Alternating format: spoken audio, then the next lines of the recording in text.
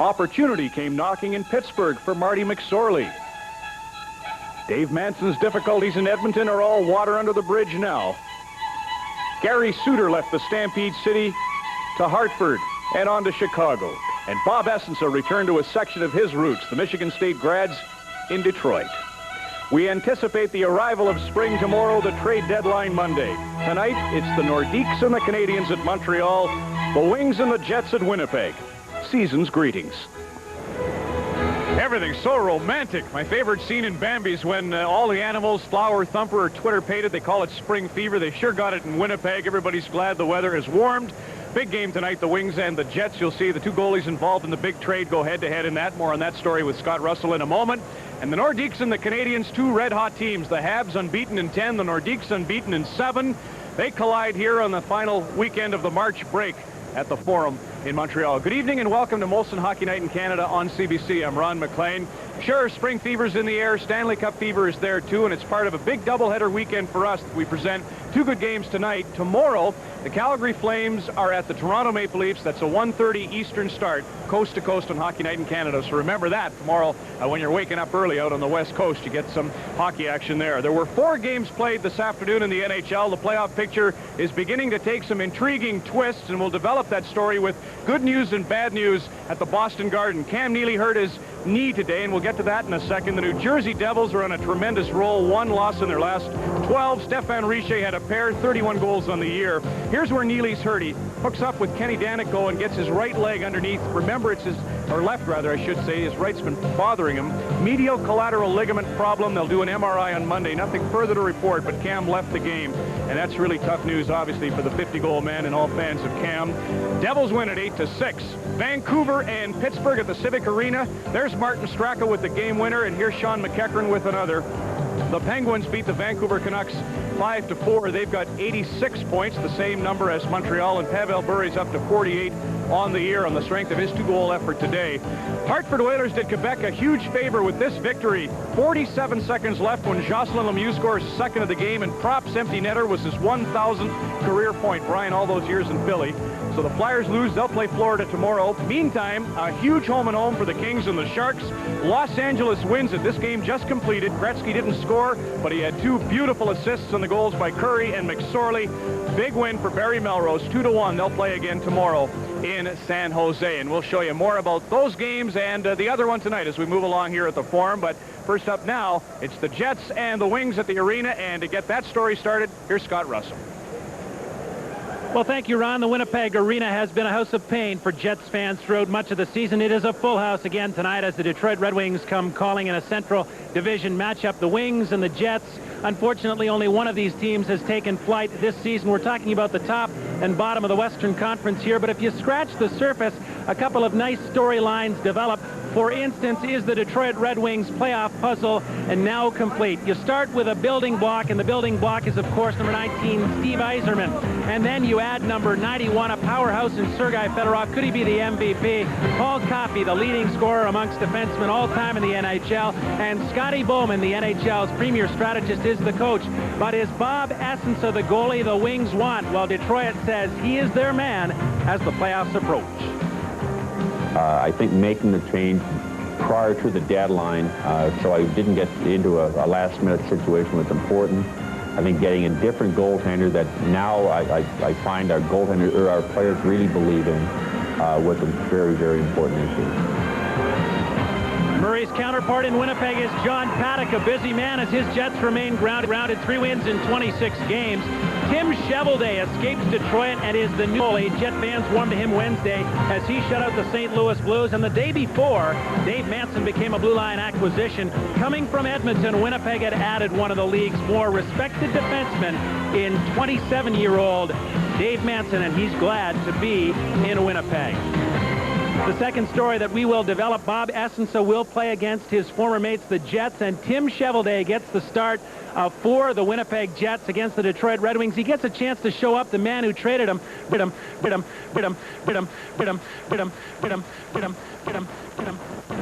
Detroit last season. Don Whitman and John Garrett have the play-by-play. This is a very interesting matchup as the Winnipeg Jets play host to the Detroit Red Wings. Let's go to the Montreal Forum and Ron McLean. Interesting. Hey, here we are, folks. Bob Cole, Harry Neal, and Dick Irvin rendezvous just outside the Forum at Cabot Park, and Don Cherry.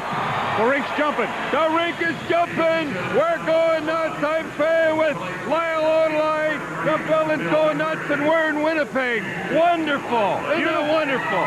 Big game for Detroit and Winnipeg tonight. Yeah, I'm sure I guess fans so. are excited. You're really interested in that here? I don't get it. You're a little upset you didn't get on earlier. Well, I mean, this is, what do you want me to say? Good game? 6 full minutes, and coach just wanted to get that off your chest. Good. How do you see it tonight? Well, I don't know who's going to win. It's the set against Roy. That's the guys right there. The big thing right here. The people here going nuts. We had a great time. But the big thing tonight is Fleming. Yeah, Fleming, no. His Jacques has lost 31 pounds.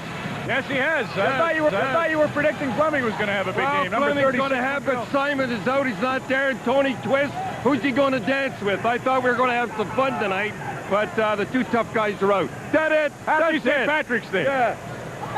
I don't know what's gotten to you. What am I talking about? The building's going nuts, and we're in Winnipeg. That's what I am. We'll get you there next time. The distribution of these exciting matchups tonight on Hockey Night in Canada. A big applause for Don as he feels here. Quebec and Montreal will be seen Ontario, Quebec, and the Atlantic provinces. And I'm kind of looking forward to seeing how Essence and Cheveldae do tonight. Detroit and Winnipeg, that'll be seen Manitoba West. Up next on Molson Hockey Night in Canada on CBC.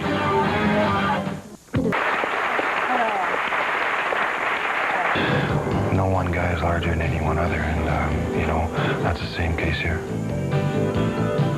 Dave Manson of the Jets. Sergei Fedorov continues to soar for the Detroit Red Wings. Number 91 doing it all. He now has 51 goals to lead all NHL scorers. He also passes a milestone by joining the 50-goal club for Detroit. Only 5 have done it. Danny Grant was the first with 50, and Sergei Fedorov becomes the final piece of that puzzle. The Detroit Red Wings and the Winnipeg Jets tonight. Bob Essence looking for his first win as a Wing. Let's go upstairs and join Don Whitman and John Garrett.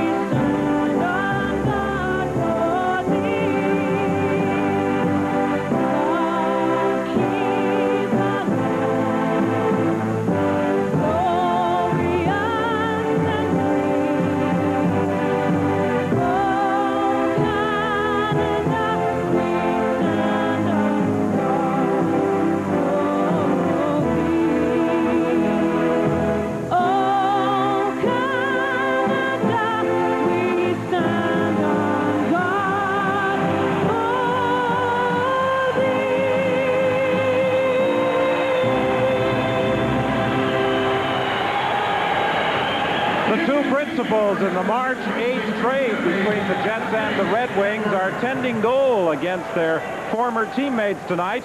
Bob Essenza looking for his first win as a Red Wing. He has lost both his starts.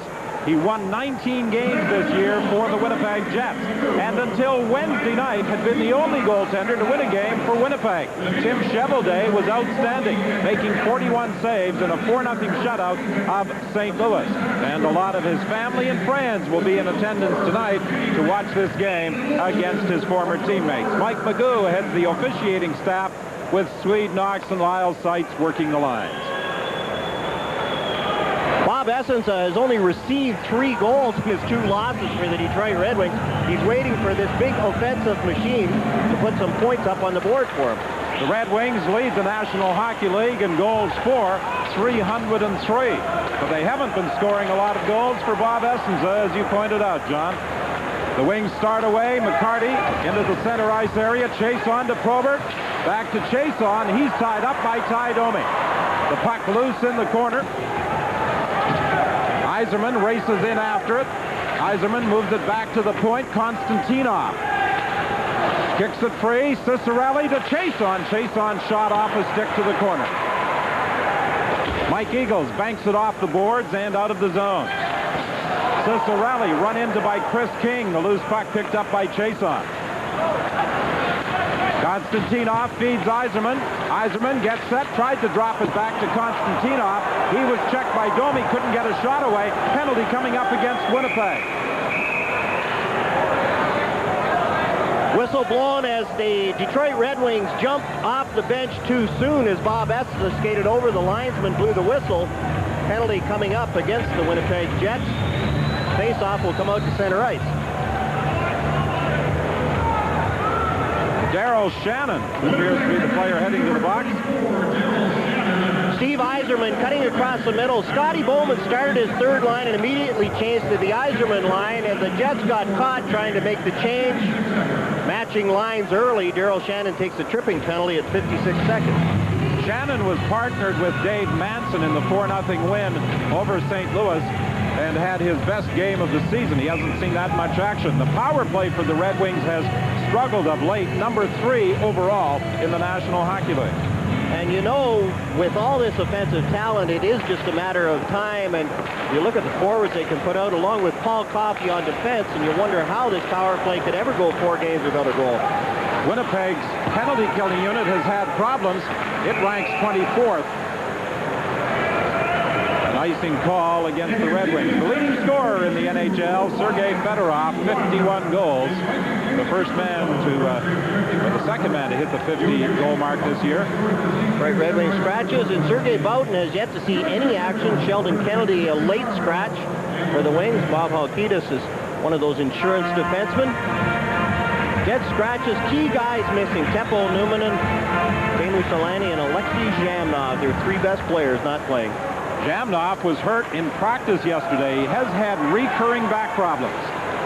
Fedorov gets to the line, works to the corner, is checked, and the puck is knocked down the ice. Manson and Stefan Quintal are back on the blue line for Winnipeg. John, you saw the game the other night against St. Louis.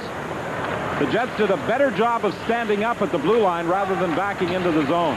An example of it right there, although the Red Wings still managed to maintain control. Lidstrom at the point. Gets it to Yzerman. In front to Fedorov. Quick shot, rebound. And then another save off Shepard. Coffey back at the point. He tees it up. Kick to the corner by Chevelday. Quintal tried to move it out. He's checked. Fedorov gets it away from Quintal. Back to the net for Shepard. Shepard for Yzerman. Fedorov over to Coffey. Back to Fedorov. Fedorov trying to drag it past Manson. He was checked. Maintains control. Takes a return pass from Coffey in the slot. Yzerman's quick shot. Loose puck in front. And Chevelday pounces on it. Stefan Quintal did a good job on Ray Shepard in front. Wouldn't let Shepard get to the puck. I always give the goaltender the advantage when you've been traded, and I've been traded a few times in my not-so-illustrious career, and you practice with these guys continually, year after year, day after day, and you know their tendencies. Tim Chevelday sees Fedorov get it. He's down, makes the save on the low shot, and then gets the rebound from Ray Shepard and gets it up and over. Stefan Quintal does a good job in front. Tim Chevelday sees the shot, gets the rebound, and Quintal makes sure that Ray Shepard can't get a stick on that rebound. 28 seconds remaining in the penalty. Chevelday was saying that he thought the media were making too big a thing out of the fact that he was playing the Red Wings tonight, and the man he was traded for, Bob Essenza, would be in goal for Detroit. Playing against the old Norris Division teams is an advantage for Chevelday. He played very well against Toronto, and then the other night against St. Louis, he was just outstanding. Mike Eagles goes after the loose puck. He's controlling it in the Red Wing zone as the seconds tick away in the penalty to Daryl Shannon. And now Detroit starts away, led by Kozlov.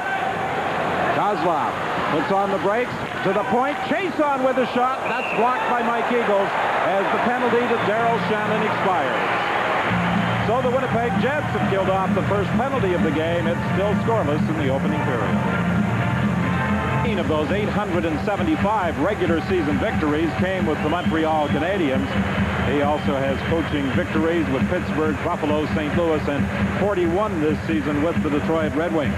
Including his playoff victories, he has a career total of 1,012 coaching wins, the most of anybody in the history of the game.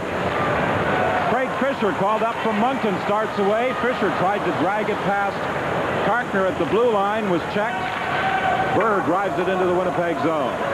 Sillinger goes in after it. He's dressed for the first time in 8 games. The battle for the puck behind the Winnipeg net. Dean Kennedy moves it up along the boards for Borsato. He can't get out. Kennedy following up on the play, shoots it to center.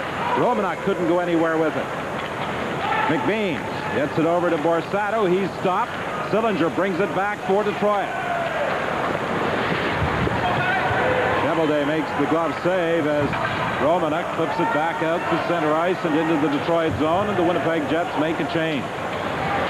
Lead pass for Sillinger. Sillinger dumps it in. He'll go to the bench as the Red Wings change up.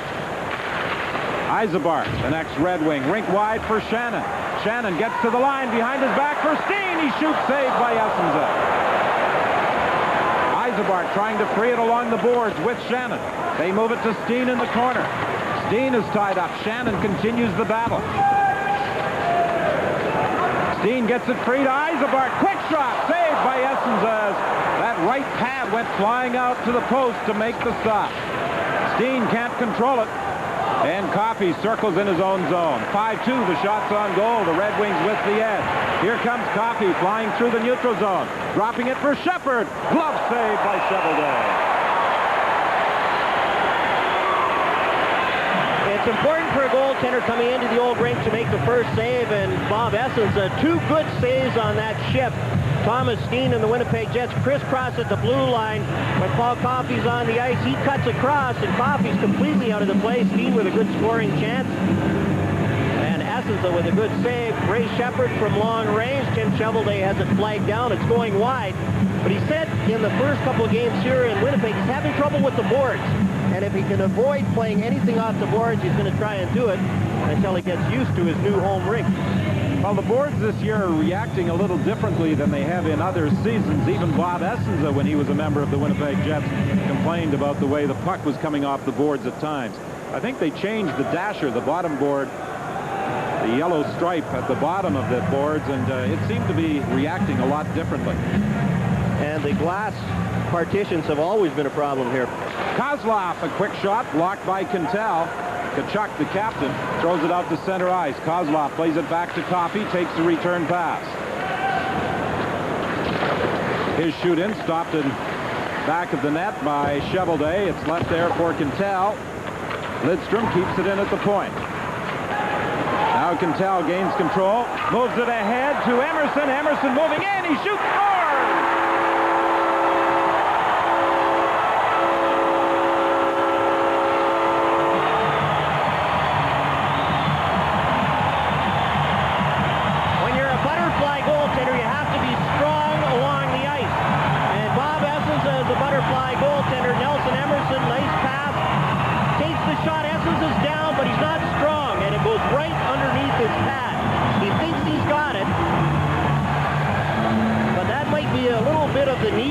Coming through. He's got bursitis in his one knee. He wasn't strong along the ice, and that puck went right through him and beat him on a shot that he should have had.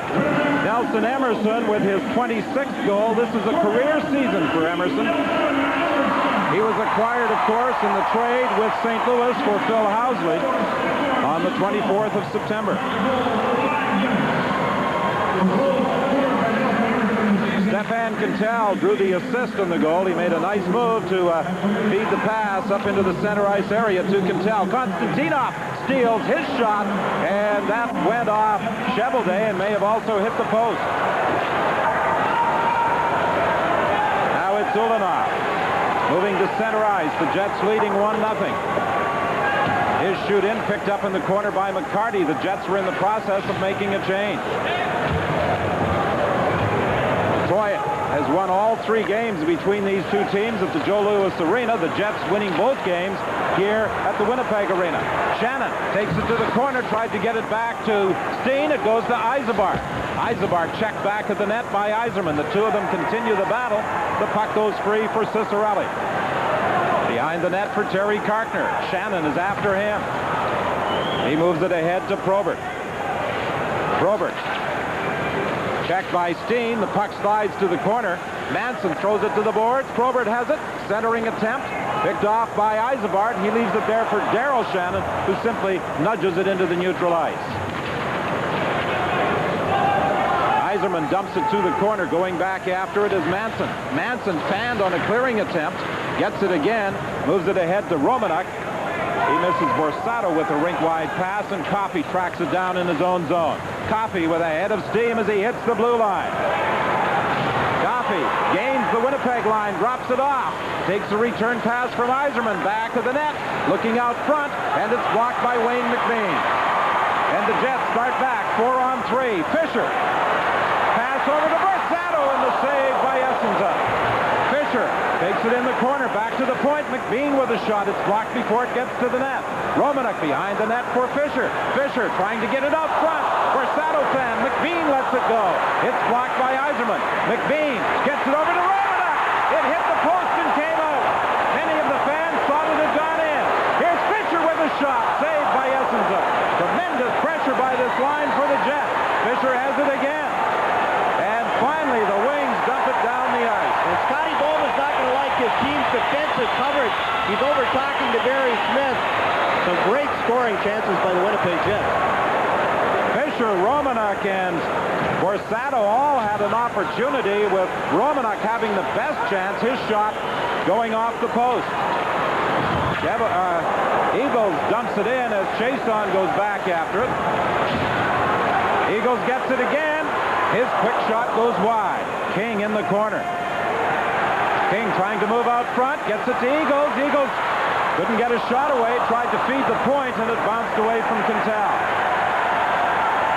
Well, the fans certainly into this game. Penalty coming up now against Detroit. The Jets, after some early pressure in their zone on the Detroit power play, now will have a power play of their own. Trip to the World Hockey Championships in Sweden. See stores for details. Vlad Konstantinov takes the interference penalty at 8:18 as the Jets have had good pressure.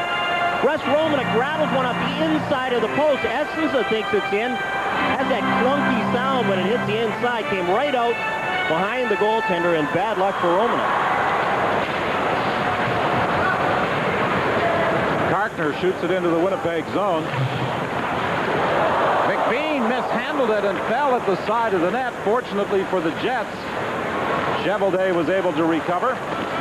Steen takes the lead pass, feeds Emerson. Emerson, backhand shot. Essenza the save.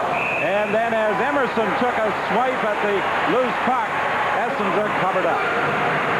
John Paddock has his team shooting more on the power play, and they're using their point men. Wayne McBean in particular has been very effective getting high in the middle and just directing it at the net. They've been driving to the net well. Darren Shannon in particular has played very well on the power play and has been in the last 6 games. He's been one of the guys. He had a couple of power play goals in the last game against St. Louis. He was in on all 4 goals against St. Louis. Here's Emerson at the point. Shot goes wide. McBean races in from his point position, gives it to Tkachuk. Tkachuk having problems in traffic in the corner, lost control of it, and it's fired down the ice with Emerson going back after it. He and McBean are on the point on this power play for Winnipeg. Fedorov out in a penalty-killing role for the Red Wings. Rink-wide pass now for Tkachuk. He drops it off for Steen. Steen looks for someone to give it to. Kicks it back of the net for Shannon. Shannon tried to get it back to Steen. Had it taken away from him by Howe, and he clears. Alexei Zhamnov, a big part of this power play, especially in the last 2 or 3 weeks, and he's not there. Really makes a difference carrying the puck. Tkachuk with a shot. Rebound bounces to Romanek. He couldn't get a shot away. Manson checked at the point as he gloved the puck and tried to drop it down for a shot by Burr. Manson's pass knocked down by Burr. Burr decked by Romanek. Manson Jansen moves it ahead for Eisebart. Eisebart gets to the line, lost control of it, and the Red Wings clear. Here comes Draper coming in against Manson. Draper puts on the brakes, takes a shot that is stopped at the side of the net by Cheveldae. Now Dallas Drake, who was also involved in the trade, along with Cheveldae for Essenza and Sergei Boughton, takes it to the corner. Eisebart tried to feed the point as Konstantinov comes out of the penalty box. Jason brings it to the Winnipeg line. He's checked. Eisebart starts back for Drake. Drake gets set. Tried to slide it in front for Eisebart. And it was broken up by the wings. Konstantinov comes back. Long shot wide of the net. Shannon took a swipe at it. Misfired. It goes to the corner, and it's picked up by Drake. 9:13 remaining in the opening period. Winnipeg leading by a score of 1-0 on Nelson Emerson's 26th goal of the season. Johnson leaves it for Sillinger. Sillinger having problems against Kennedy, and the Jets dump it out the center. Shannon feeds it over to Borsato. Borsato shoots off a leg to the corner. Shannon lets the shot go. It's wide. From the point, Dean Kennedy takes the shot. It's blocked. Gets it again. Another shot is deflected wide. Borsato into the corner. Steen tied up against the boards. The puck comes free to Yzerman. Yzerman behind his back to Sillinger, and he takes it out the center. At one point, the shots were 5-2 for the Wings. Here's a steal by Fedorov. Quick shot, and a save by Tim Cheveldae with 8:24 remaining in the opening period. The Mighty Ducks are playing for the World Championship. Guilty of not shooting the puck enough. Well, when you score a lot of goals like Sergei Fedorov does, you shoot the puck. Whenever you get a chance, you fire it on net and you usually hit the net. Fedorov, the giveaway, and the shot right on, and another good save by Tim Cheveldae. When you talk about Hart Trophy candidates, would Sergei Fedorov be included on the list? Sergei Fedorov, and my choice would be Patrick Waugh. Dallas Drake dodges a check. He weaves his way to center ice. You always stick with the goaltenders. John Van Beesbroek would probably be another candidate in your list. For sure. Arthur Zerbe. Here comes Fedorov. Fedorov takes a shot, and between the legs of Shannon, Cheveldae had to react quickly. Another penalty coming up against Winnipeg. Kozlov for Fedorov. Fedorov tried to feed the point. Nobody was in position to accept the pass, and Chason has to go back after it. Konstantinov moves it back in his own zone to Kozlov. Head for McCarty, and as it's handled by Cheveldae, the whistle goes with the delayed penalty call by Nick Magoo on the Winnipeg Jets. Aaron McCarty going to the net was tripped up by Nelson Emerson, and Emerson's going off. And a chance created by Sergei Fedorov letting the shot go, and McCarty trying to go for the rebound. Emerson does a good job. He's beaten. And the trip by Emerson happened on the shot by Fedorov. It's been a physical game here in the first period. Good contact in the neutral zone. High tempo and good physical game, and that's the kind Scotty Bowman likes. Talk to him, and it's all geared for the playoffs. The trades they've made, they might make a couple more, and I wouldn't be surprised if the Detroit Red Wings go out and try and fine-tune one of the best teams already headed into that playoff stretch, and I think Scotty would like one more player to make it solid going in. 3 o'clock Eastern Time Monday is the trade deadline. Yzerman winds up, scores!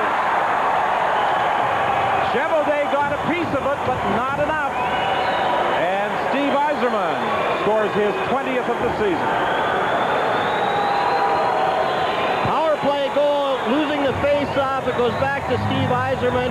After he won the draw, he circles deep, takes the shot, and it's a screen to start with. Cheveldae is distracted. Ray Shepard's in front. Yzerman won the draw originally, gets it back, lets the shot go, and Cheveldae couldn't pick it up. Didn't see it off the stick, and then just knocked it down and knocked it in. So the Red Wings capitalize on their second power play of the game as Steve Yzerman gets his 20th to tie it at 1. Cheveldae may have had his vision obscured by Dave Manson, who came across in front of the net to take a Red Wing player out, just as Yzerman let the shot go from the point. It was Ray Shepard who was in position for the tip-in, so you have to make a decision. Manson made the decision, cut across, and screened his goaltender. The Red Wings already have a 50-goal scorer.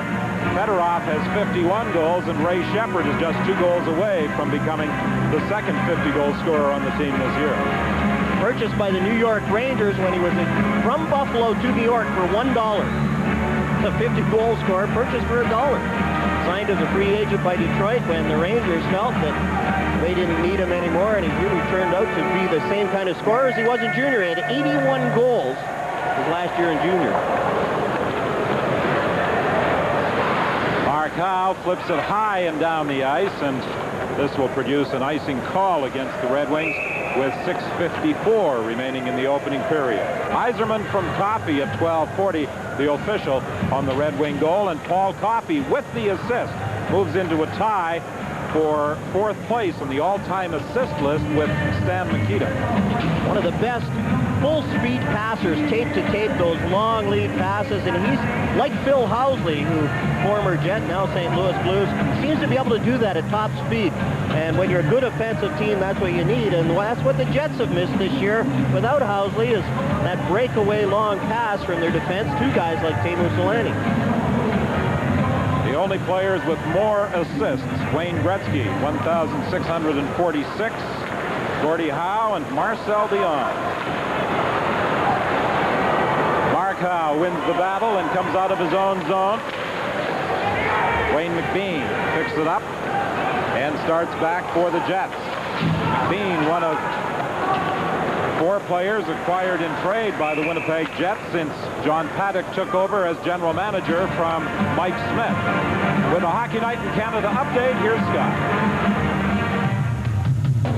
Don, we'll take you to the Montreal Forum. 2 of the hottest teams in the NHL. The Canadiens unbeaten in 10 against the Nordiques, and they get the lead. Matt Schneider, his 19th goal of the year on a power play.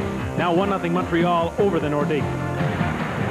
I wonder if Mike Ricci will move from the Nordiques. There's a team that's deep in forward talent, but sometimes questionable on defense. Mike Ricci, Joe Sakic's name's another one. Well, with less than 48 hours remaining to the trade deadline, there are going to be all sorts of rumors and a lot of speculation about possible last-minute deals that will be made. I think you've got some thoughts on that, haven't you, John? Oh, lots. Howe with a screen shot. It's blocked.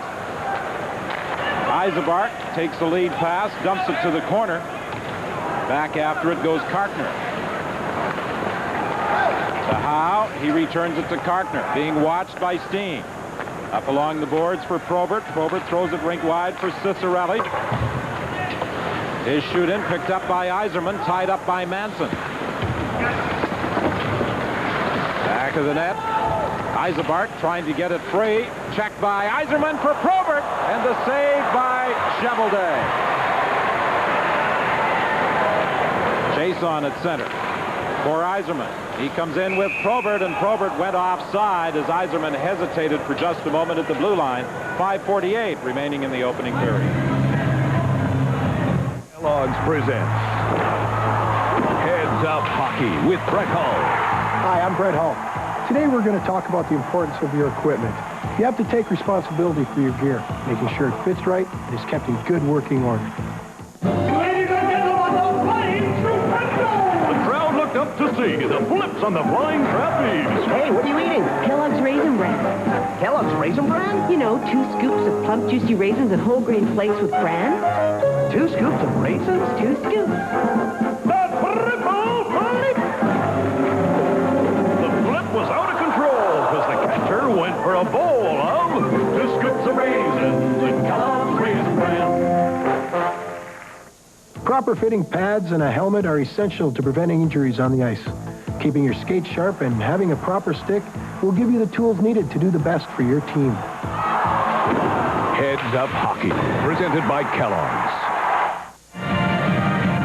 Bob Probert with a great scoring chance. His role is not to score goals, but to create some open ice. Had an excellent scoring chance on Tim Cheveldae. Both defensemen behind the net. Probert all alone. Cheveldae with a good save in close. Face off outside the Winnipeg line. The game tied at 1. Nelson Emerson and Steve Yzerman, the goal scorers. Konstantinov celebrating his 27th birthday today. Drives it in. Domi flips it out. Now Draper. Initially a selection in the draft by the Winnipeg Jets. Moves it along the boards and then takes a big hit from McBean. Chason has it at center ice. Domi is after him. The puck goes for Draper. Draper has great speed.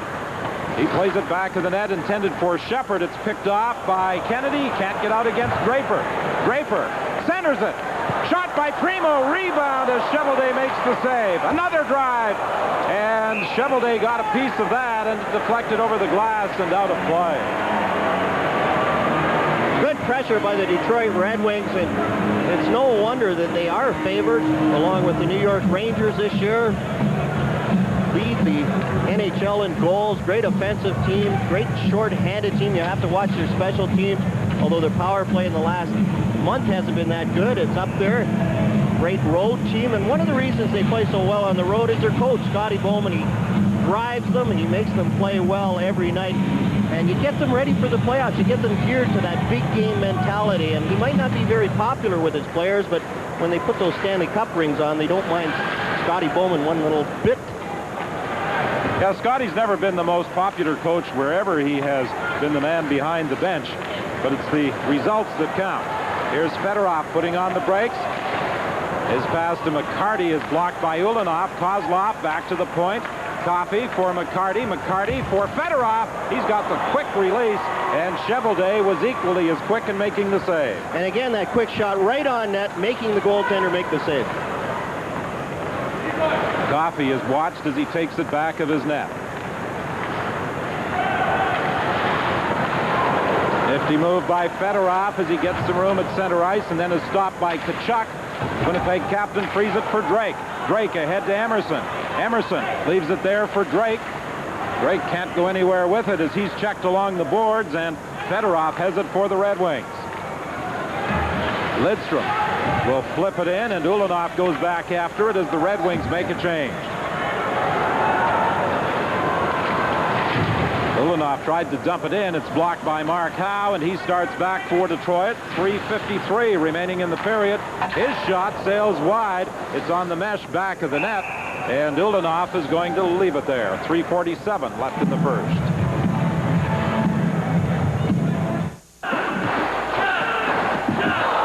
What did you expect? $1 million basketball player? Wow, that just about got me. Speaking of hotels, when I'm on the road, I need a good night's sleep. That's why I like Journey's Inn. It's clean, it's comfortable, and affordable. And now, as part of Choice Hotels, it's Canada's largest lodging chain, with names like Comfort and Quality. And you don't need a puck in the head to know they got great corporate rates. Karkner brings it in across the line. He's tied up. Cheveldae comes out of the net. Puck knocked to center ice, picked up again by Karkner. For Cicerelli, rink-wide pass. Sillinger for Yzerman. Yzerman goes to the forehand and scores!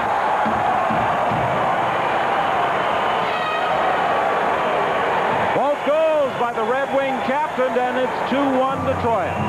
Daryl Shannon turns the wrong way. Right there, turns inside as Yzerman goes outside.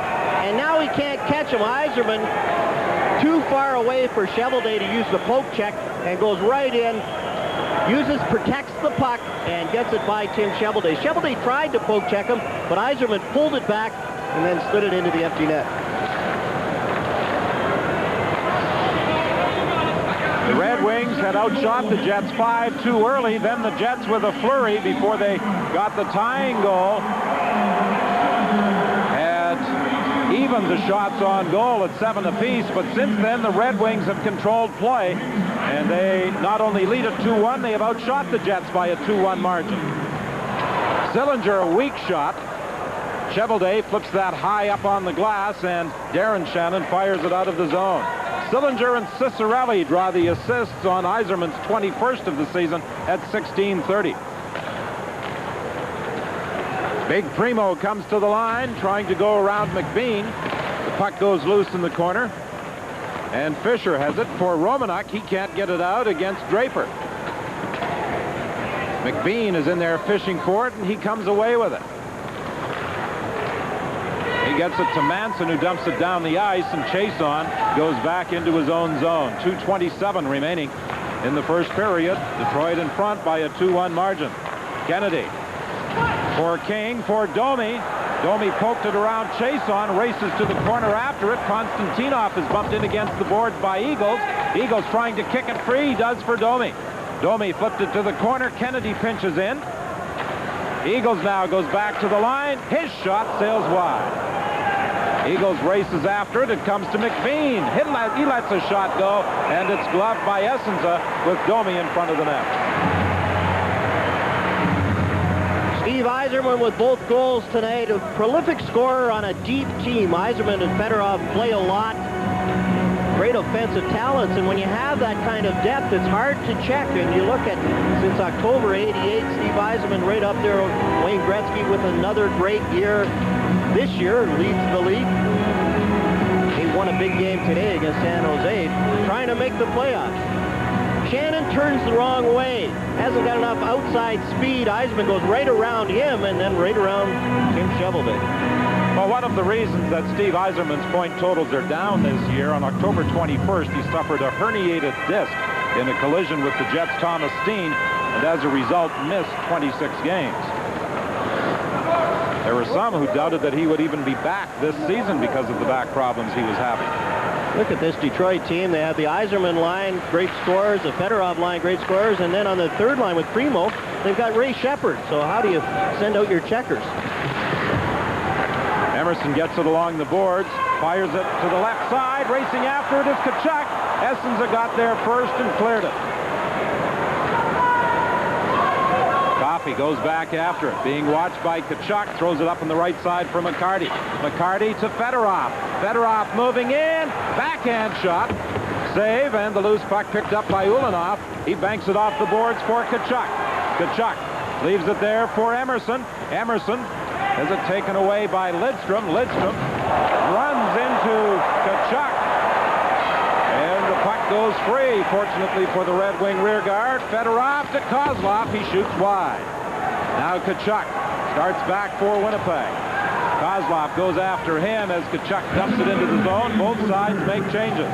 We're into the final minute of the opening period. 2-1 the Red Wings lead. Coffey is stopped at center ice. Sillinger picks up the puck, dumps it to the corner with Daryl Shannon going after it. He whips it around the boards for Steen. He lets it go by. Retreating into his own zone is Karkner. Shannon steals it from him. Shannon tried to free it for Yzerman, and the Red Wings were able to recover.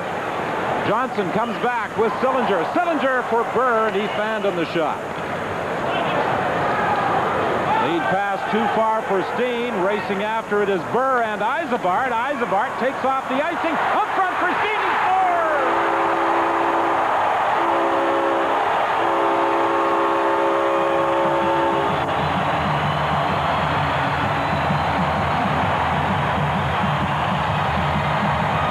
Red Wings very casual going back for that icing. And this creates the chance as the Winnipeg Jets do a good job forcing the play. Thomas Steen shoots it. It deflects off a defenseman's stick right in front of Bob Essenza. It looks like a bad goal, but it's tipped right in front, and Essenza off his stick and in. Steen in close. And the Jets right back in it. The Detroit Red Wings very casual, figuring the period was going to end. Well, Paul Yzerman showed a lot of hustle in getting in there to take the icing off and throwing the puck out to Thomas Steen, who put it between the pads of goaltender Bob Essenza. And it looked like Essenza wasn't ready for that shot either, as he was deep in the net. And the shot from Steen right along the ice beat him. Cicerelli will take it back into his own zone to take the final seconds off the clock. The first period here at the Winnipeg Arena The Jets and the Red Wings tied at 2.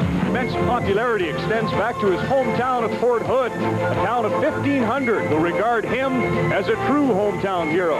Al grew up here, played his minor hockey here and in Port Hawkesbury, along with his 5 brothers. As with most hockey families, the group photos were taken with all the boys in their hockey paraphernalia. His notorious slapshot was practiced here on the brick wall of the local school. Served him well in 1989 when he captured the Conn Smythe, beating Patrick Roy, who has stonewalled so many others. Al's never forgotten his roots. He returns home often to see friends and recapture memories and principles learned with his 2 biggest fans, his mom and dad. The town of Fort Hood and the hometown hero, Al McInnes, this evening on Hometown Heroes, brought to you by Ford, founding sponsor of the new Hockey Hall of Fame and Museum. Credit union membership means instant access to your funds around the world.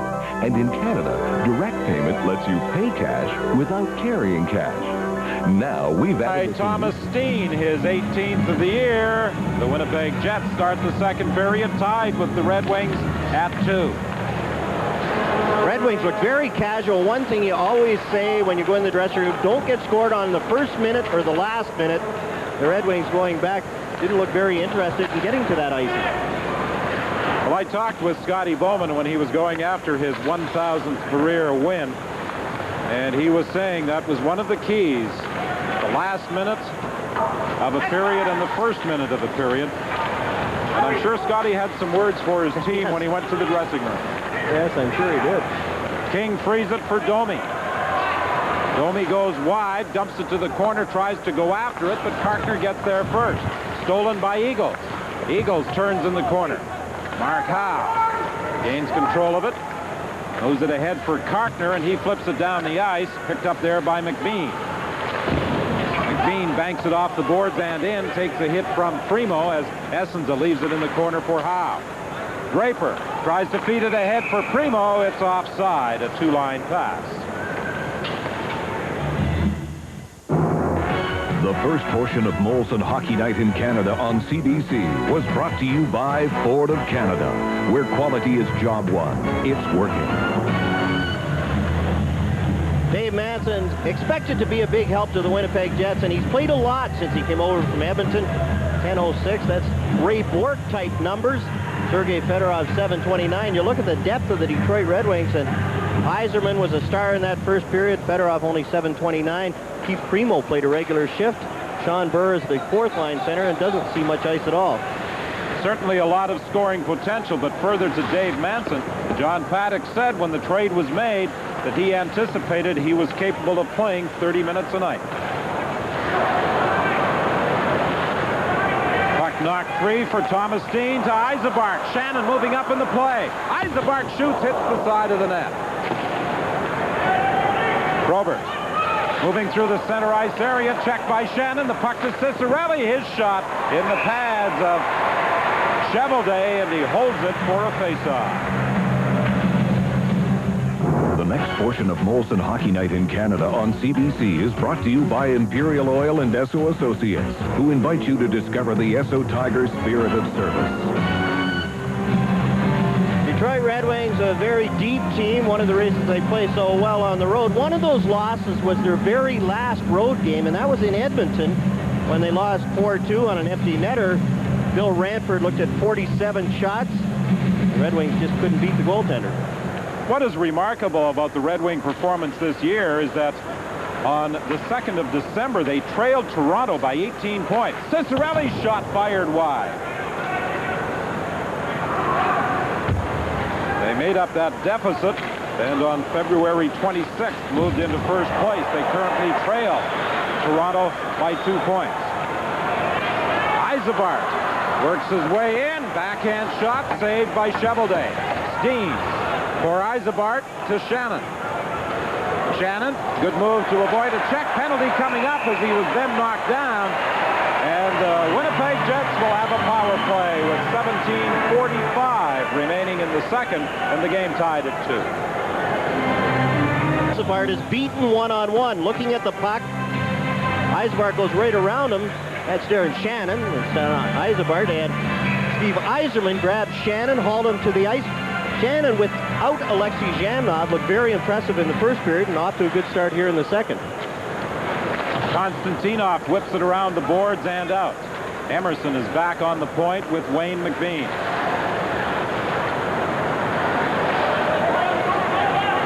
Now Dallas Drake starts away for the Jets. And across the line with Tkachuk, but it's offside. On occasion, John, I'm sure if I get the two goaltenders mixed up, you'll remind me about it. Yes, I will. Yes, I will. Without Alexei Zhamnov, you throw in another centerman there. Dallas Drake jumped offside, and that's the danger. Your power play is going so well, you stick with the same guys. And a key injury like that, you have to make substitutions. And Drake is taking Zhamnov's spot, doesn't know the timing, and was a step offside. Well, John Paddock figures that the native of Trail, BC, Dallas Drake, is capable of coming up with 20 to 25 goals for his team next season. Play a very physical style. Fedorov, who has 4 shorthanded goals, takes the shot, and Cheveldae has the puck underneath him. Fedorov is a lot like Pavel Bure for the Vancouver Canucks. When he kills penalties, he gets out high, and they have the defense who can pass. Taken by Fedorov. He's in alone on Cheveldae. Wide, bad angle. Cheveldae comes out, challenges, and makes the save as Nelson Emerson made sure that Fedorov couldn't cut in front. Of his 51 goals, 10 of them have been game winners. An amazing percentage of his shots are on net. Very few shots miss the goal. And the good goal scorers again, Brett Hull, Ray Bork. Every shot they take. And it'd be an interesting stat to keep: shots attempted and shots that hit the net. Brett Hull said the year he scored 86 goals, only about 10% of his shots missed the net. Manson pulls it down in his own zone. He's being watched by Fedorov. Manson moves it ahead to Tkachuk, and Tkachuk trying to go rink wide, fanned on it, and Konstantinov drives it back into the Winnipeg zone. Quintal will try it now for Tkachuk. Tkachuk dodges a check, falls as he gets to the line, takes a swipe at it. He knocked it to the corner, but this is an easy clear for Chris Draper. Rink-wide pass picked off by Draper. Draper with speed going for the goal. Cheveldae will save. Magoo gets hit with the shoot-in by Konstantinov. Draper circled back to touch up and then tried to force the play in the Winnipeg zone. 27 seconds remaining in the penalty. Good penalty killing by the Red Wings. Emerson is stopped at the line, and Primo brings it out to center ice, but he took the pass across the center line offside. Sean Burr does a good job shorthanded picking on Dave Manson, and Chris Draper danced in. Manson can't get back because Burr took him out of the play, and Tim Cheveldae again perfectly square, makes a good clean save and clears the rebound.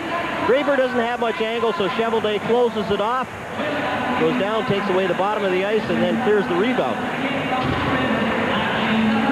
Chris Draper, initially a draft choice of the Winnipeg Jets, went to the Red Wings this summer and made his debut with the Wings on the 25th of January.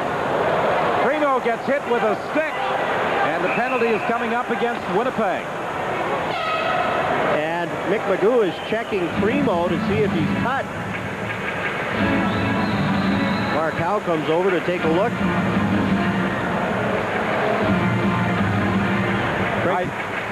Craig Fisher is going off for a high stick, and I think it'll only be 2 minutes. And that's a real high stick when you get a high sticking penalty on Keith Primo. Fisher reached around as Primo was trying to get the puck and caught Primo in the side of the head.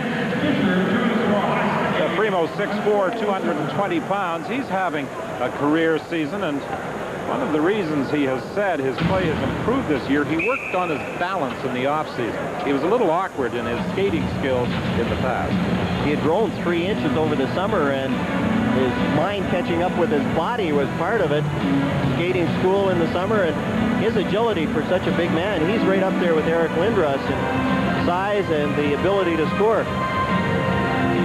A lot of teams have been attempting to pry Keith Primo away from the Red Wings in trades. As a matter of fact, before the deal was made with Essenza going to the Red Wings, Detroit was talking to other clubs about goaltenders, but they all mentioned Keith Primo's name in any discussion they had with the Red Wings.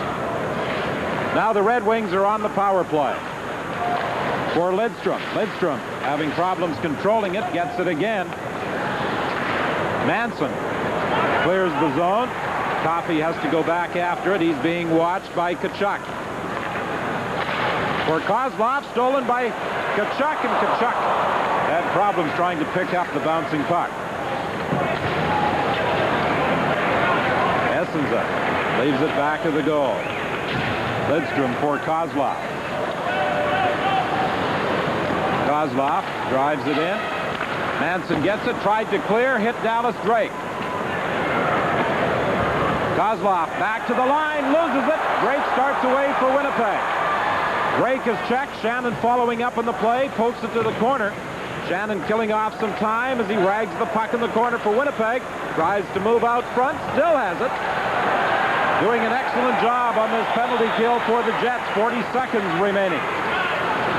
Yzerman comes to the line, but Shepard was offside. With another Hockey Night in Canada update, here's Scott. Don will take it to play this afternoon. The Vancouver Canucks at the Civic Arena in Pittsburgh to face the Penguins. Pavel Bure, a familiar sight. That's his 47th goal.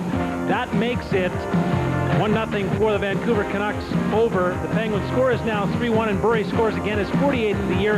It's 3-2, and Cliff Ronning scores to tie it for the Canucks. It's 3-3. Now the score is 4-3 for the Penguins, and Sean McEachern gets the winning goal, the eventual winning goal. That makes it 5-3. They go on to win it 5-4. 2 goals for Bure in the loss by Vancouver. Vancouver now 2-3 on their 7-game trip. Play Los Angeles in their last game. Move on to play in St. Louis. Dallas. Mike Eagles had words with Keith Primo after that hit. He tried to hit Steve Yzerman coming across, and Primo went right out and had words with Mike Eagles. Dean Kennedy knocks it to center ice. Konstantinov trying to set up the power play for the Red Wings. Fedorov rink wide for Chason. He flipped it in, and it's fired right back out by Igor Ulanov. 20 seconds remaining in the penalty to Fisher. Here comes Fedorov. He gains the blue line, drops it back to the point. Chason fakes it over to Konstantinov. He shoots, knocked down in front, and it bounced away from Fedorov, and Romanek flips it the length of the ice, and that will kill off the final seconds in the Fisher penalty. The Jets are back at full strength. Ulanov for Borsato. He tried to dump it in, hit the linesman, got it back again, but Konstantinov has it for Detroit to Ciccarelli. He tried to feather it into the neutral zone, broken up by Romanek, then Ciccarelli steals it back. Fisher's on him. He knocks it loose, and Borsato simply bangs it out of the zone. 13:26 remaining in the period. Here's a chance for Winnipeg, but a penalty is coming up against, no, it's a glove pass called against Russ Romanek. When others are blowing hot and cold, just repairing your car. It's a friendly, helpful attitude, a good explanation and an accurate estimate, a ride to work. And of course, getting your car fixed as quickly as possible. At Landau Lincoln Mercury, we have the staff and equipment to handle the biggest jobs. Thank you. You're welcome. But it's the little things that really make the difference, like bringing your car right to the service department door. Landau Lincoln Mercury. What a dealership should be. Vic Magoo called the glove pass and Russ Romanek. John Badikovic protesting there was no intent in the play. Lyle Seitz made the call, the linesman, and you see it's knocked down. It's not a glove pass, and that's why the players and John Badikovic were complaining. There has to be some kind of intent. It was just off the body and turned over. Would have been a 2-on-1 for the Jets. This line of Fisher, Romanek, and Borsato applied a lot of pressure the first shift in the opening period. They were swarming all around Bob Essenza, and all three had a scoring chance, the best belonging to Romanek, who whipped one off the post. Howe, tied up by Manson. They try and tie the puck up as well, and finally they succeed. Shows the strength of Mark Howe. A back injury this year has limited his play. I talked to him last week. He said he wanted to play 2 more years, and that back problem had the Detroit Red Wings not been in a playoff hunt now and looked like they've got a chance to win it all. He said he would have had his back operated on in January, but he'll wait for the summer and hope he can contribute during the playoffs. If you added in his 505 WHA points, he'd be the second highest scoring defenseman of all time. I had the good luck and fortune of playing with all 3 in the New England Whalers and then the Hartford Whalers. Mark, he just amazes at his father playing at 52 because Mark is closing in. If he does play 2 more years, he'll be 40. 13:10 remaining in the period. Karkner is checked. King goes rink wide for Domi. Domi racing after it, but Howe got there first. Domi manages to free it. Then Domi's knocked down, gets it again back of the net for King. King trying to move out front, shoots through traffic. The puck loose at the side of the net.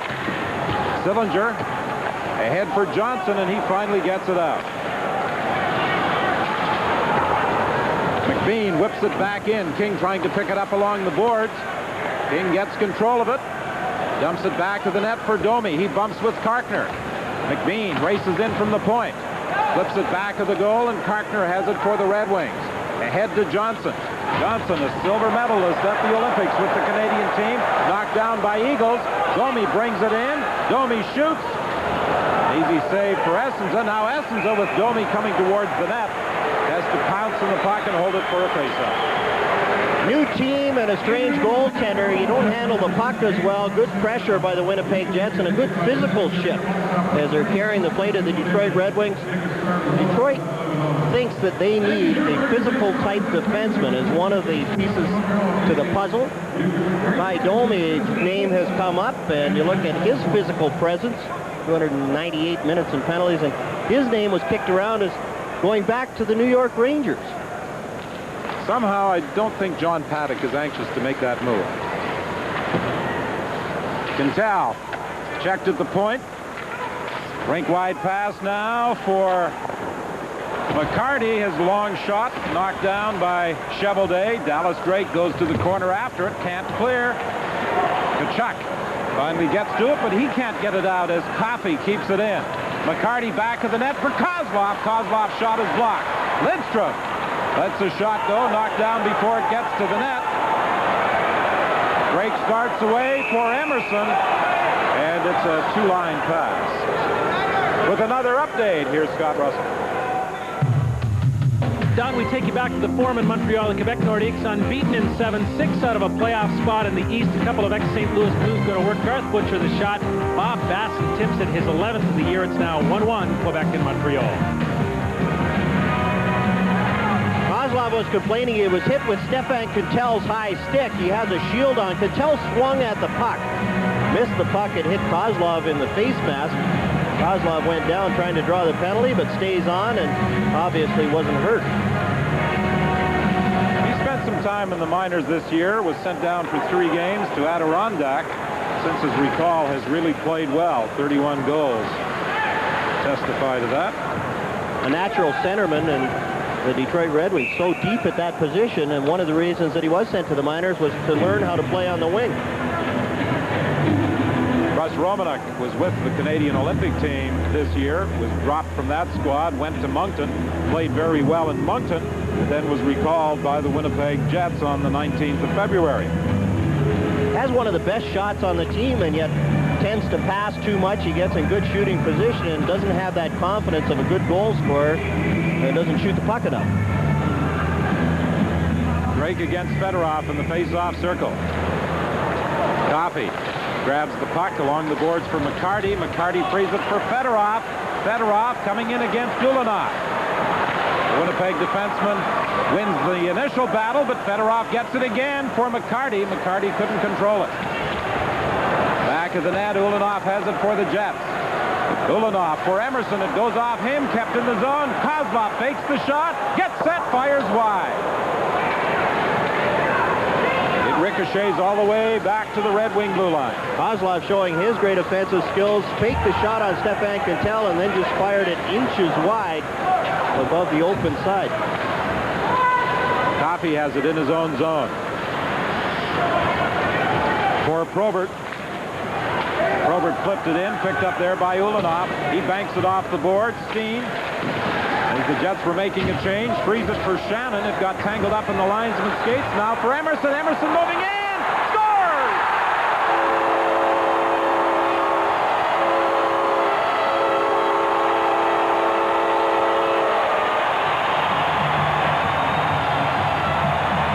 Nelson Emerson, who had a strong first period, continues here in the second. Shannon back past Steve Chason, charges at Emerson. And when you're a defenseman, that's committing a big mistake. Steve Chason goes right at Nelson Emerson, and Emerson goes right around him, and then around Bob Essensa. Essensa with a half-hearted poke check back on his heels, falls back into the net, and Emerson slides it in. Well, the persistence of Darren Shannon paid off as the puck was initially caught up in the linesman's skates, but he stayed with it, and the Jets have a 3-2 lead on the second goal of the game by Nelson Emerson, his 27th of the season. 10-10 remaining in the period. Jason chops it along the boards for Probert to Yzerman. Yzerman working against Daryl Shannon. Manson goes over into the corner to help out. Now Daryl Shannon gains control to Yzerman. Yzerman flips it into the corner, and Cicerelli goes back after it. Emerson's 27th from Darren Shannon and Thomas Steen. Winnipeg's third goal into a 3-2 lead. Yzerman has knocked down Probert. Stepped in the puck as he was trying to get set for a shot. It comes back to Chason. Chason faked it, now lets it go. Chevaudet the save. Ty Domi battling with Probert in the corner. Fans at the arena would like to see them do more than battle with their sticks for the puck. Partner takes a big hit from Domi. Domi absolutely flattened him. And in goes Steve Chason, goes right after Ty Domi. And there's a penalty coming up. Chason and Domi going at it. And Domi gets the upper hand. And Probert is standing right there. Domi hammered Partner. He caught him with his head down, and Domi was at full speed when he made contact. A good hit. Terry Carpenter can handle himself. He's a tough nut. And Ty Domi right there hitting Terry Carpenter. 9:08 is the time remaining in the period. This is an opportunity that only could happen like once in a lifetime. It's a real honor as a gas attendant to be able to come here. Been training for something, Bucko? As good as it gets around here. Oh, really? Is that true? Whoa. Yeah. Look at the size of that crescent roll. Croissant, Bucko. Croissant. It's French. And it's still warm. As a matter of fact, it's warm enough to melt this real dairy butter. Well, where'd you get that? Jack! There you are. Now, where have you been? I've got work for your convict butt to do. Hey, I'm not here to take orders from you. No, you're here because you were convicted by a jury of your peers. My peers? I got convicted by 12 people who... Oh, no high stick. Domi had him lined up. He coasted in. He didn't take the extra steps. He stayed, kept his feet on the ice. He gets a tap on the back of the head from his teammates. A little bit of a bloody nose as Steve Chason went after Domi immediately and takes the unsportsmanlike penalty. I see we've made some brave choices with our hair and makeup today. And someone smells like fresh baked bread. It's my new cologne. It's French. Bien sûr, écoutez-moi, mes amis. I was wondering if anyone understood how to work my new time clock. You see, the idea is for each employee to punch in his own time card, Paco. No, I will. I do. Yes, you did. And thank you. But it seems you also punched in for your colleague, Mr. Trenton. What? All right, see, that never happens again, Buck. Jack, you said you'd give me $20 if I covered all right, for you. Now, there's no feeble excuses here. You broke a rule, and now our new boss is reaming you for your own good. Continue. Oh, good heavens, no one is being reamed here, unless it happens again. I am watching you, Paco. Big call as Tkachuk is hurt. He was knocked down in the neutral zone. Or inside the Red Wing blue line, I should say. And another penalty call has been made as Fedorov will be heading to the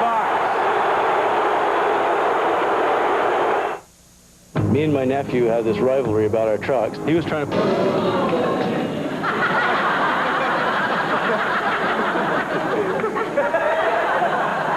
Here's looking at you, kids. Sergei Fedorov goes off for cross-checking Keith Tkachuk, and Tkachuk was down for a long time. 11:58, the Jets have a two-man advantage for 54 seconds. The high stick, and there's the cross-check from Fedorov from behind, and he gives him the extra shot. Almost a 4-minute penalty. Should have been called by Mick Magoo, but Fedorov only gets a 2-minute call. Tkachuk is all right. Well, feelings between Tkachuk and the Red Wings are running high. On January 29th, the last time the Jets visited Joe Louis Arena, Keith Tkachuk was involved in an incident at the Detroit bench that led to a spear attempt at Bob Probert, and Tkachuk was banished from that game.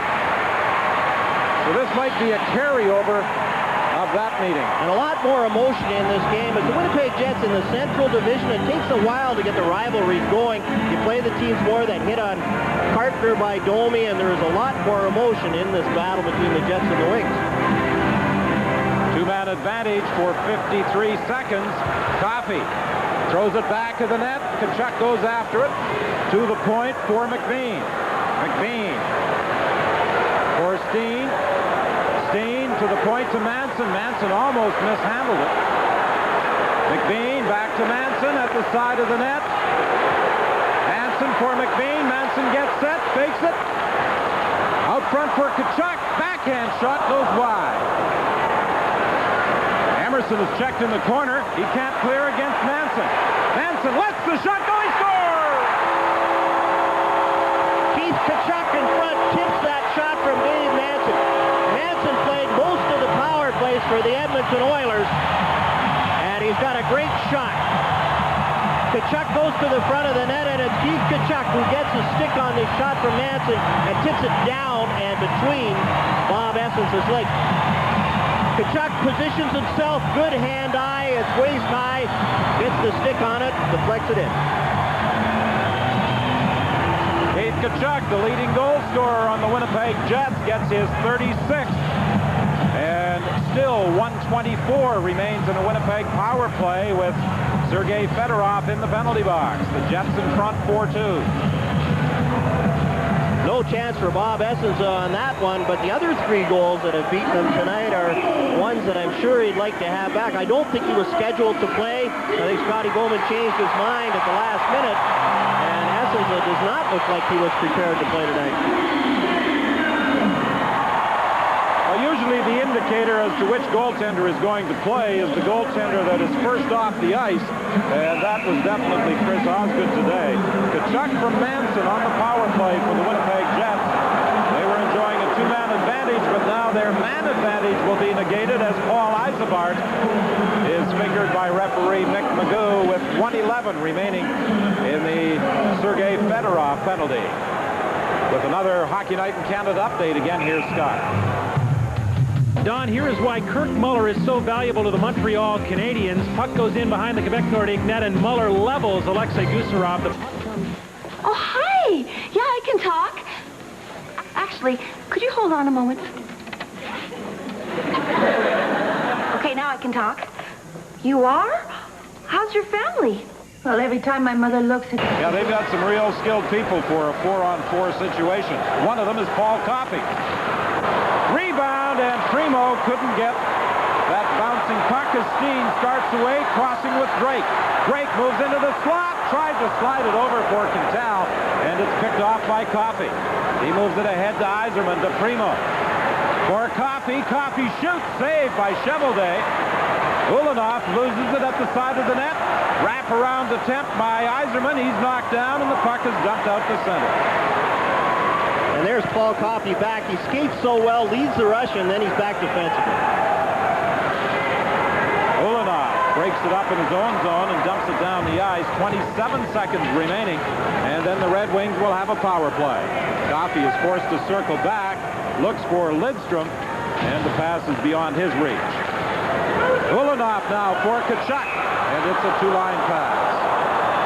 13 seconds remaining in the Fedorov penalty. Keith Tkachuk has been labeled one of the untouchables by Coach John Paddock.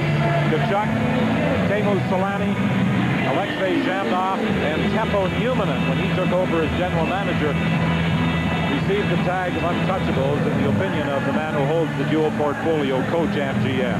And you're negotiating a contract with Keith Tkachuk, and he is due for a hefty raise. Well, people questioned the decision by Paddock to trade away draft choices, and he said, our future is now. We have the young talent. We have to get them some players, surround them with some players who can help them move up to the next level, and that's why he traded for Dave Manson. Kennedy fires it down the ice with the Wings on the power play. Tkachuk steals it. Tries to feed it in front for Eagles. Jason throws it to the corner for Kozlov. 30 seconds remaining in the Yzerman penalty. Kozlov avoided a hit from Eagles, moves it to Fedorov. Fedorov gets it back to the line to Howe. Pass is intercepted by Manson and dumped the length of the ice. Fedorov and Kozlov at the end of a long shift still tried to go on the rush and ended up getting trapped. Now it's Johnson to the attack for Sillinger, but it's offside.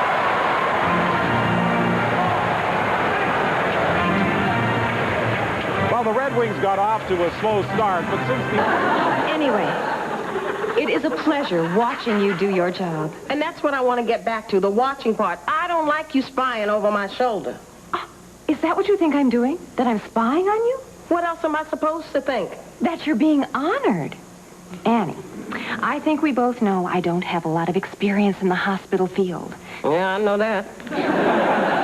And I'm selfish, Annie. I know that, too. Selfish enough to want to learn from the best. And that's why that camera is focused directly on you, because you are the best. You are the best darn nurse. You don't have time for this. No, go ahead. Finish your thought. Well, you know, if I did, it would just take all day. So now why don't you get back to work, and I'll get back to school. Okay, but if you want to finish that thought, you know where I'll be. Uh-huh.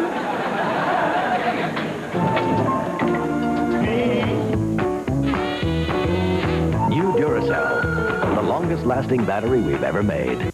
His name has just 5 letters.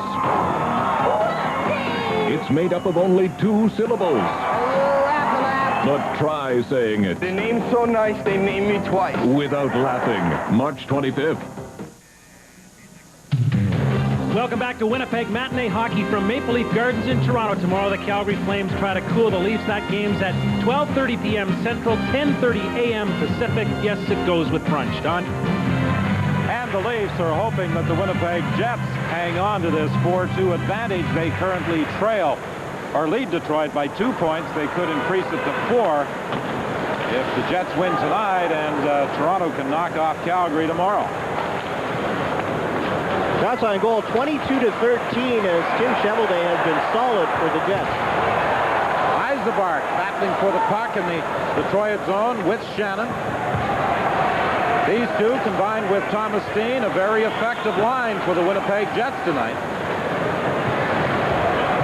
Shannon, who seems to excel working along the boards and in the corners, tried to kick it free. It's picked off by the wings. Dino Ciccarelli, who got his 1000th point on March the 9th in Calgary, drives it in. And then he and Daryl Shannon go to the corner. And the two of them are tangled up again, as Chason was able to keep it in.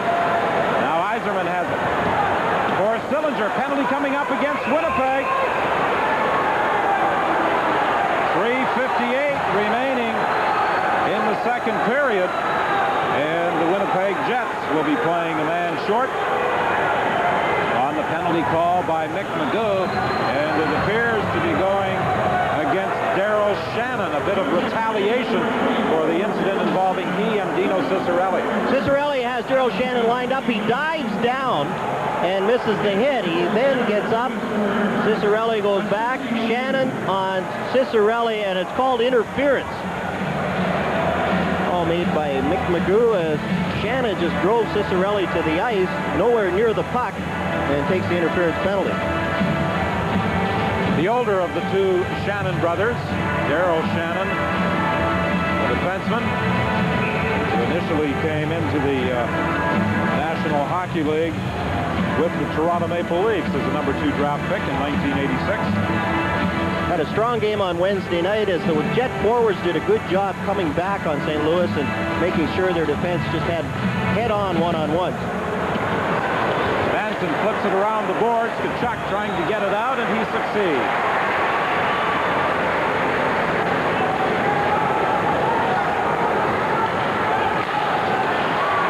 Fedorov is checked by Tkachuk. Tkachuk goes for the net. Behind the net, he tried a wraparound, and Essenza went sprawling across to knock it away.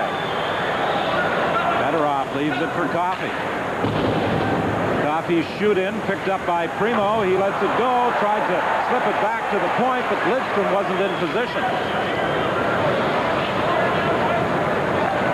Coffey throws it rink wide for Lidstrom. Ahead to Shepard. Shepard coming in against Quintal, puts on the brakes. Still controls. Rink wide. Coffey back to Shepard, and it's intercepted and flipped down the ice by Dallas Drake. And a nice read by Dallas Drake. He didn't fall for the fake, stayed on his man, was able to pick off that long pass.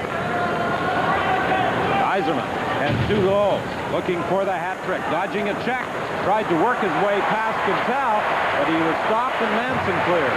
50 seconds left in the Daryl Shannon penalty. Quintal and Manson standing right at the blue line and forcing Yzerman to make his play there. They do it again.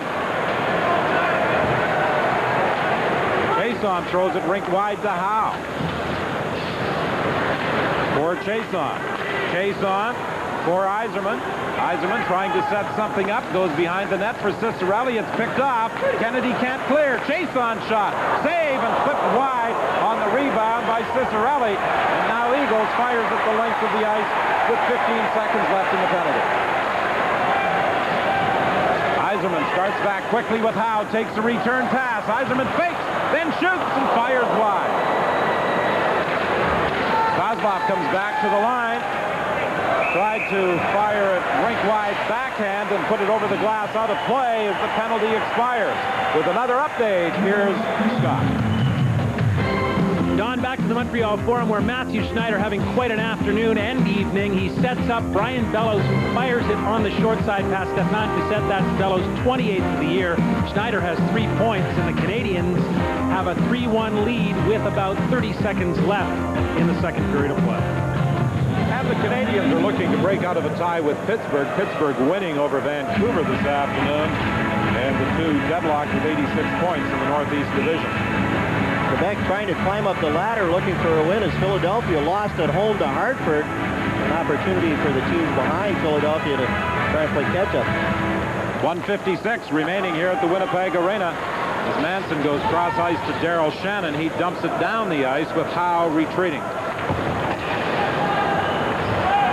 Draper takes it on the left wing, tried to drag it past Fisher, gets it again for Sillinger, back to Draper.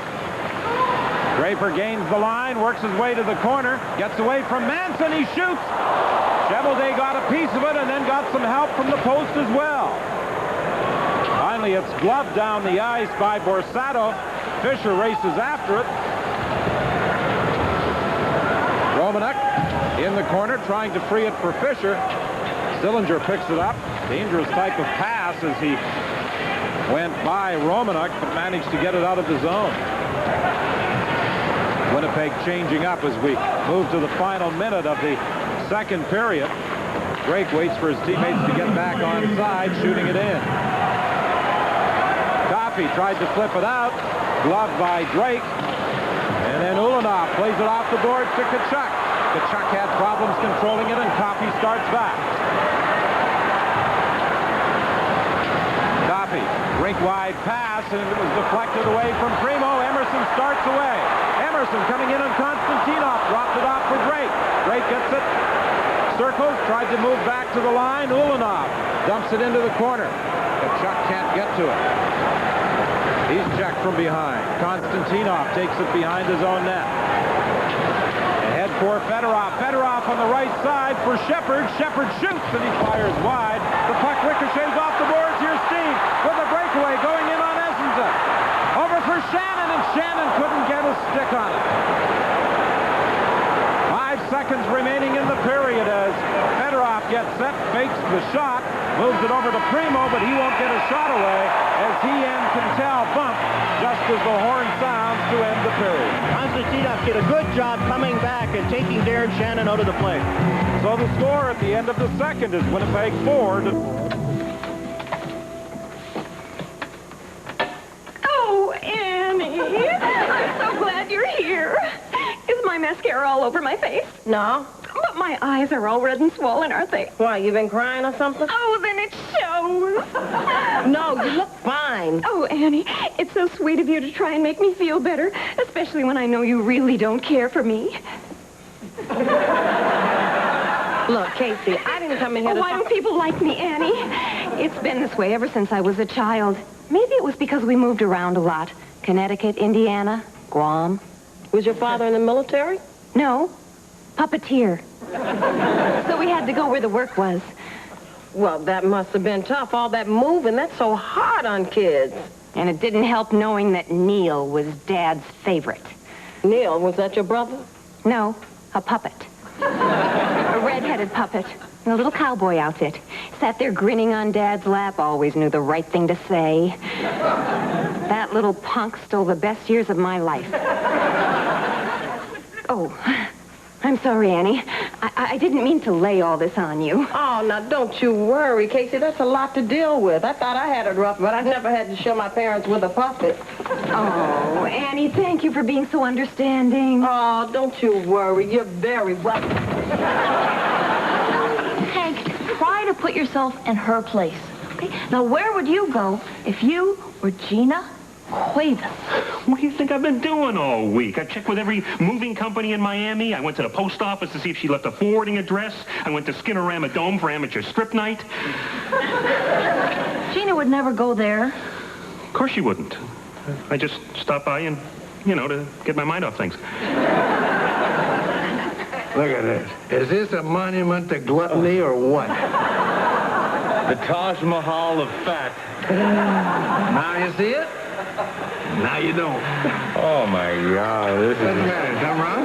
No. Is it always this warm in here? Because Feels all right to me. Really? Oh, I bet this one was a pot roast with all the trimmings. Yeah, so it's got a limpy-sized pool. There's parking down in the basement, and that's inside the whole thing. And could we crack a window, please? Because don't be so impatient, Captain. Come on, man. We're almost done. All righty. That ought to do it. Thank you.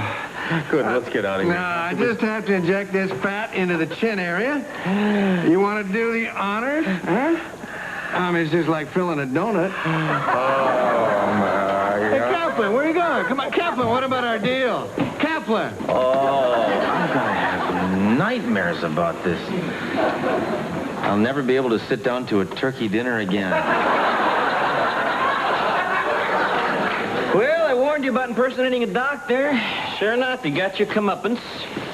Well, that's certainly the right word for it, Paco. Guess you won't be needing this anymore. No. My medical career is over. I never thought I'd see the day when cleaning toilets would seem like a step up. Julie, where are you right now? Well, I'd say I'm basically happy with my life, although there's always room for improvement. I'm talking about your physical presence. You're not on break, are you? Oh, no. In that sense, I'm right here working away. Well, not according to the status board, you're not. What's the problem? Well, I happened to be watching my TV camera, and I noticed that Julie didn't initial the status board when she came back from her break. Well, it doesn't matter what you saw. I know that Julie's here because the patients are taken care of and the work's getting done. Except for when she's performing for your spy camera like the weekend weather girl. Annie, could we discuss this in private? I have tried discussing this in private, and every time I do, you give me a bunch of flattery or tell me some stupid sob story about a puppet brother. I know. Let's have lunch. We are not having lunch. Why don't you come to my office? No. What I have to say to you, I'm going to say right here, right now. Not only is that camera an invasion of our privacy, it's an insult and a huge distraction, too. Let's move on to new business. Has everyone signed up for the company picnic? Oh, that's it. Since I can't seem to pin you down, maybe this will get your attention. Annie, be careful. It's very unflattering when you stand that close to the camera lens.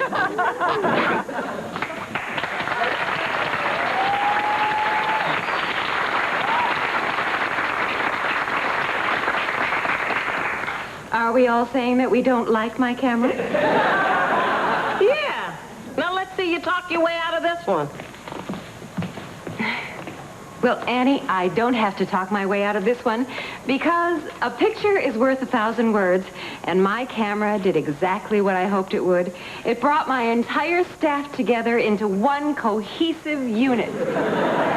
Congratulations, 3 West. You don't need this anymore.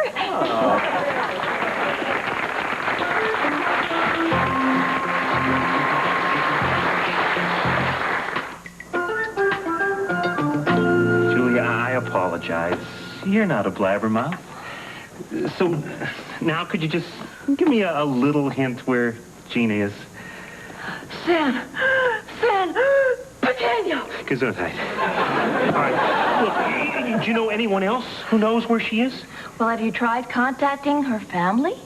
How would the family know where she is? They live clear across the world in San Pequeño. That's it. Yeah, they're clear down in San Pequeño, and they probably don't even know she's missing. Unless what? As the puck hit him on the back of the head. And immediately, Mick Magoo blew the whistle. Seitz is down.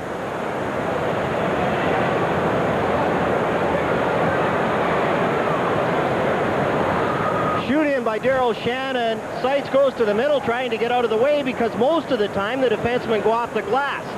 So the linesman goes to the middle, and sure enough, can't win for losing. He's trying to protect himself by going to the middle, and he gets hit by the shoot-in. It looked like it hit him just at the back underneath the helmet. And it wasn't long ago that none of the officials wore helmets. And they are very fortunate now that they do wear helmets because that prevented a serious injury to Lyle Seitz. And that's a Michel Goulet-style helmet that is not worn by very many of the players. A few of the officials have them on, and it protects you from a shot like that. But when you fall heavily, there's not much protection. Yzerman gets away from Shannon. Tried to set up Coffey. Coffey couldn't pick up the pass, and as Yzerman brings it in across the line, Coffey was in ahead of the play offside. In Bob Essence's first game in the NHL, he was scored on a penalty shot.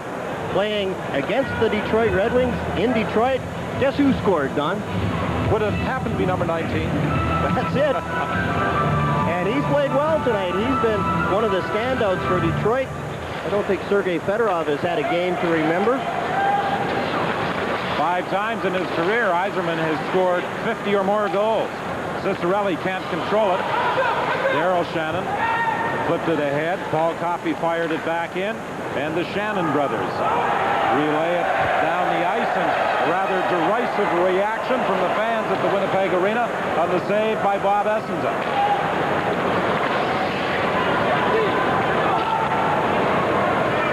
Manson goes back after it for an icing call against the Red Wings.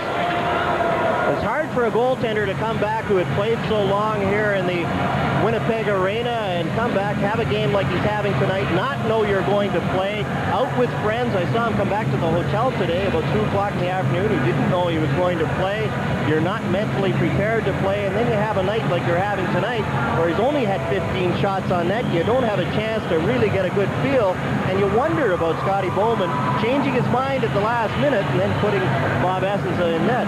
Well, every indication from Scotty last night when we talked with him and again today was that Chris Osgood was going to be the goaltender tonight against the Winnipeg Jets. I don't suppose that The Red Wings might be thinking of doing something else with their goaltender before the trade deadline.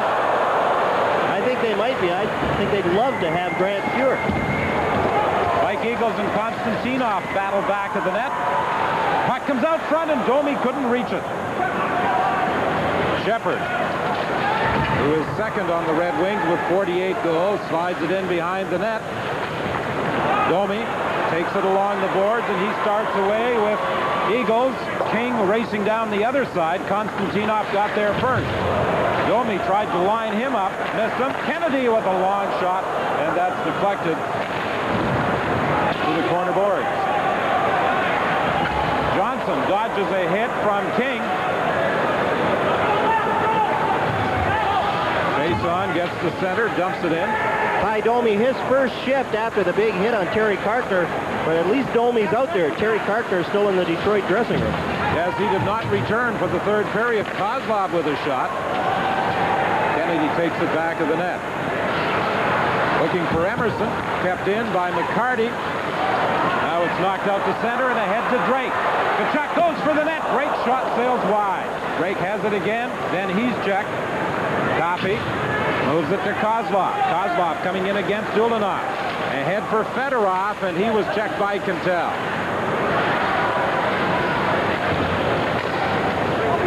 At center ice, Drake has it for Winnipeg. Drake saw Tkachuk, and Tkachuk has it. Tkachuk got in a little too deep as Drake tried to get the puck across to him. It was broken up initially, but then Tkachuk managed to get to it. Drake tried to feed it out front for Emerson. It was intercepted, fed ahead to McCarty. He comes up with Coffey. Coffey came in across the line and put himself offside with 17-14 remaining in the third period. Actually, the guy on the stairs gave us a pretty decent description. We're working up a composite now. Good news. I'll pass it on when I do the security check. You're doing it personally? I owe him one. By the time I get finished with that place, we'll make Fort Knox look like a playpen. What is it, Stan? And Ernie Andrews just called. He said he won't be needing that security check after all, so don't bother coming in.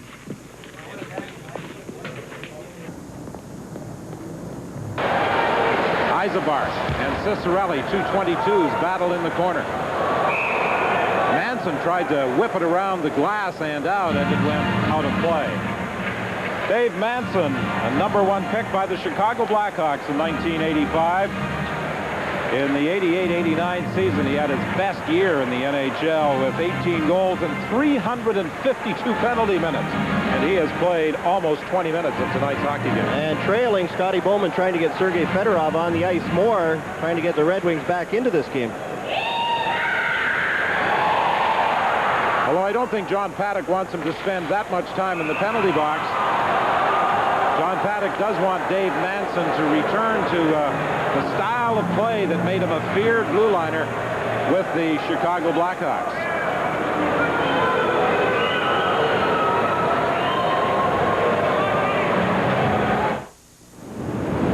Nowadays, it's hard to tell Hyundai Sonata. Everything you want in a luxury sedan for thousands less.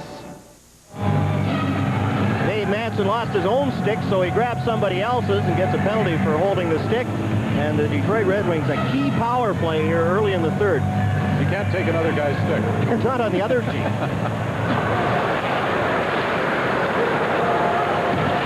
Cantel for Tkachuk. He can't get out. Fedorov to the point to Lidstrom. Now to the other side for Coffey. Coffey moves in, throws it in front. It's deflected wide. Fedorov looks to the point. Fedorov return pass, fakes it over to Coffey. Coffey moves in, tries to get it back to Yzerman. It missed him. Fedorov. Lidstrom's long shot. It's Yzerman. Coffey has it in the corner to Lidstrom. Fedorov one-times it. Pad saved by Chevelday, and Eagles hammers at the length of the ice. Great puck movement by the Wings, but Paul Coffey in a good shooting area trying to pass it, threw it right through the crease, and nothing happened. Fedorov gains the line. Trying to get around Shannon, now to the point to Lidstrom, over to Coffey. Yzerman, he's got 2 goals. captain gets set at the side of the net for Shepard. Back to Yzerman. To Coffey. Coffey tried to one-time it, and it deflected over the glass out of play. With another update, here's Scott Russell. Don, take you to the Great Western Forum in a game played this afternoon. All eyes on Wayne Gretzky. He did not score against the Sharks, but he sets up 2 goals. The first by Yari Curry makes it 1-0 for the Kings over the Sharks. And then Gretzky at work again behind the net, this time to another former Edmonton teammate, Marty McSorley. That makes it 2-0 for Los Angeles. Best chance to score, number 800 for Gretzky, comes on a breakaway. He goes in alone on Archer Zerbe, but is turned aside. So Gretzky stays at 799. 2-1 LA the final. They are now 5 back of San Jose in the race for the final spot in the West. Don? And the 2 teams play again tomorrow. A sweep of this 2-game series, and the runners-up for the Stanley Cup last year could be right back in the chase in the Western Conference. Yzerman to Fedorov. 33 seconds left in the penalty. Fedorov cross to Coffey. Coffey throws it out front, and it winds up underneath Quintal, and then Cheveldae reaches out to grab the puck as well. Cheveldae was making sure Quintal wasn't in the crease when he had that puck covered up, so he pushed his defenseman towards the corner. And again, Paul Coffey, in a good shooting area, ends up behind the net. Passes it out in front. Stefan Quintal does a good job, and Cheveldae pushes his defenseman back. Get out of the crease. I don't want to stop a penalty shot. Cheveldae, a native of Melville, Saskatchewan, and a number of his friends and family from that area made the trip in to watch him play tonight against his former teammates. That's one advantage he said he has because of the trade. Folks in Melville will be able to see him play more often. And his friends and family, COD, tickets at the door. They were $35 each. 12 seconds remaining in the penalty. Coffey is stopped, and here comes Tkachuk in a breakaway. He scores! Essenza thought he had it, but the puck rolled in. And Mick Magoo blew the whistle and is waving the goal off. He's waving it off. He blew the whistle. We can hear the whistle go up, and fortunately for the Detroit Red Wings, they get a quick whistle because Bob Essenza does not have control of this before the whistle goes. Keith Tkachuk complains, but the whistle did go before that puck went in. Whether it should have gone, I don't think so, because Bob Essenza was fighting, trying to get control of that puck. Tkachuk all alone, tries to go through the legs. Bob Essenza makes the save, can't find it. It's rolling, it's rolling. He falls backwards, it goes in, but the whistle had gone. I don't think there's any question. Let's listen for the whistle as Tkachuk steals it.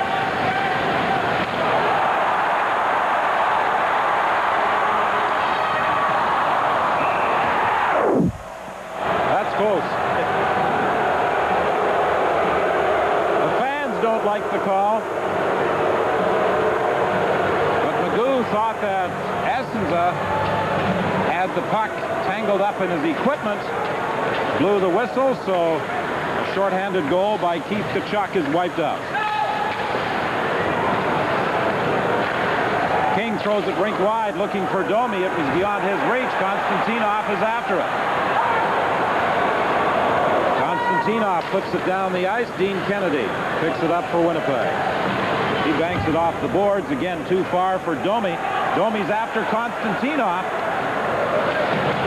Eagles keeps the puck in the Detroit zone. Domi goes to the corner after it for Eagles.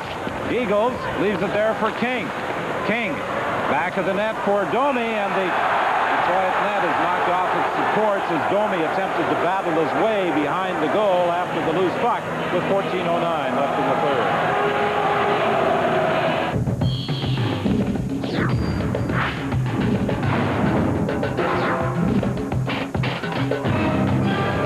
Here, the new 94 Chrysler Magic Wagon. Dual airbags, reclining integrated child seats. Built in Canada, our safest minivan ever. Dodge Caravan, Plymouth Voyager, with air, automatic, V6 engine, 7-passenger seating, roof rack, and more for just $17,784. Only at your local Chrysler dealer. A dealer you can believe in. Have you driven a Ford lately? At Parkside Ford, we make it possible for you to afford a beautiful new Ford like this. But you only pay for this much. That's right, only about half.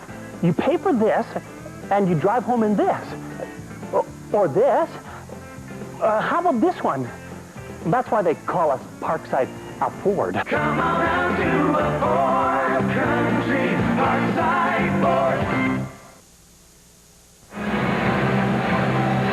Tim Shovelday has been the busier goaltender tonight, and switching from the Red Wings to the Jets, he'll probably have more shots than he had in Detroit. Bob Essenza, in the games he has played for the Red Wings, has not been a busy goaltender. John Paddock, one of his complaints was Bob Essenza was not making the big save. Well, that was a big save on Keith Tkachuk.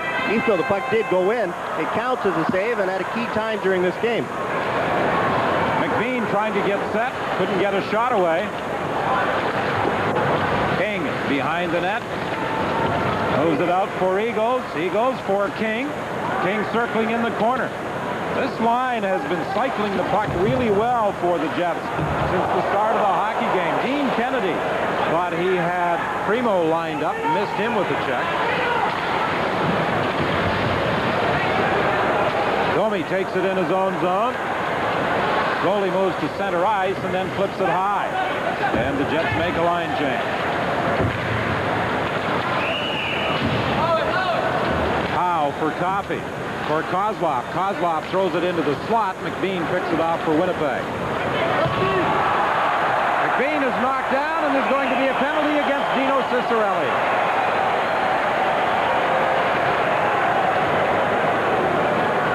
Ciccarelli became the 40th National Hockey League player to hit the 1,000-point mark on March the 9th. And today, Brian Propp of Hartford became the 41st. McBean has position. Ciccarelli reaches around with the right hand, hauls McBean down, and takes the penalty. A chance for the Jets to get their power play going. Ciccarelli is one of those players who's really tailed off in the last month. Had a great start, an injury problem, then came back, got his big goal, his 500th goal, and then his 1,000th point about 2 weeks later. Hasn't had a point since. He's also finding out what happens on the other side because he's the owner of the Newmarket team of the Ontario Hockey League, and that team will be moving to Sarnia. He and Dale Hunter and Sean Bird, co-owners. Jason shot off a stick to the corner. Manson has it for the Jets. Gets it across to McBean. Fedorov forcing the play in the Winnipeg zone. Aggressive job of forechecking, and of course anytime Fedorov is on the ice, there is the threat of a shorthanded goal. Red Wings lead the league in that department. Fedorov picks it up in the corner. He comes down against McBean. Backhand shot. Isabart picks up the loose puck. Isabart dodges a check from Kozlov. Isabart flips it in. Shannon races after it behind the net for Steen. Steen back to the point to Manson. Manson over to McBean. McBean moving in. He shoots, fires it wide. Manson unable to keep it in at the other point. 1 minute remaining in the penalty. Shannon at center ice.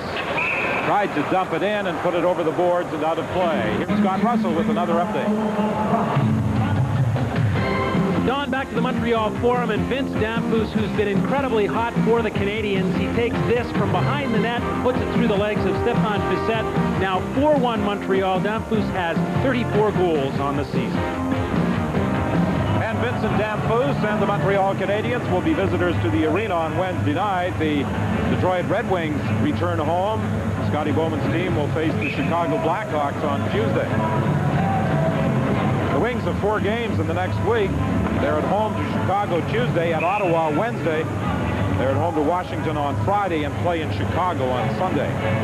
Busy schedule down the stretch for the Wings, and one I'm sure Scotty Bowman would like his team to get hot at the end just to have some kind of confidence going into those playoffs. Still 49 seconds remaining in the penalty to Ciccarelli. Manson goes cross ice for Quintal. His shoot in. Tkachuk Battling with Chason in the corner. Tkachuk is knocked down, and the puck is split the length of the ice, as Quintel was unable to contain it at the point. Red Wings very aggressive pursuit of the puck, penalty killing, and especially in the offensive zone. They forecheck really well and try and create turnovers. Drake races in after Tkachuk's shoot-in. He and Lidstrom go to the corner. Emerson is there as well. Drake frees it for Emerson. Now Drake gets it back. He's tied up by Coffey. Lidstrom along the boards. Moves it for Yzerman. Yzerman slides it ahead to Sillinger. The Wings are back at full strength. Coffey moves up in the play as well, and now there's a penalty coming up against Winnipeg. Paul Coffey tried to jump up into that rush, and there's going to be an interference call, and when you have very good skating, good offensive defensemen, that's what happens. Teams get caught. Coffey being congratulated by his teammates. Keith Tkachuk getting the interference penalty. 11-12 remaining in the third period. The Wings killing off a penalty to Dino Ciccarelli, and now they'll have a man advantage as Tkachuk goes for interference. Paul Coffey had 2 steps on him. There's no way Tkachuk was going to catch him. He prevented a 2-on-1, but got caught by Mick Magoo. Isn't it amazing when you watch Paul Coffey skate how easy he makes it look? You look at the players who can play a lot and who are so successful playing defense. It's guys like Ray Bourque, Paul Coffey that make it look so easy. And you watch him in practices, and it looks like he's going half speed, and yet he's blowing by everybody else on the ice.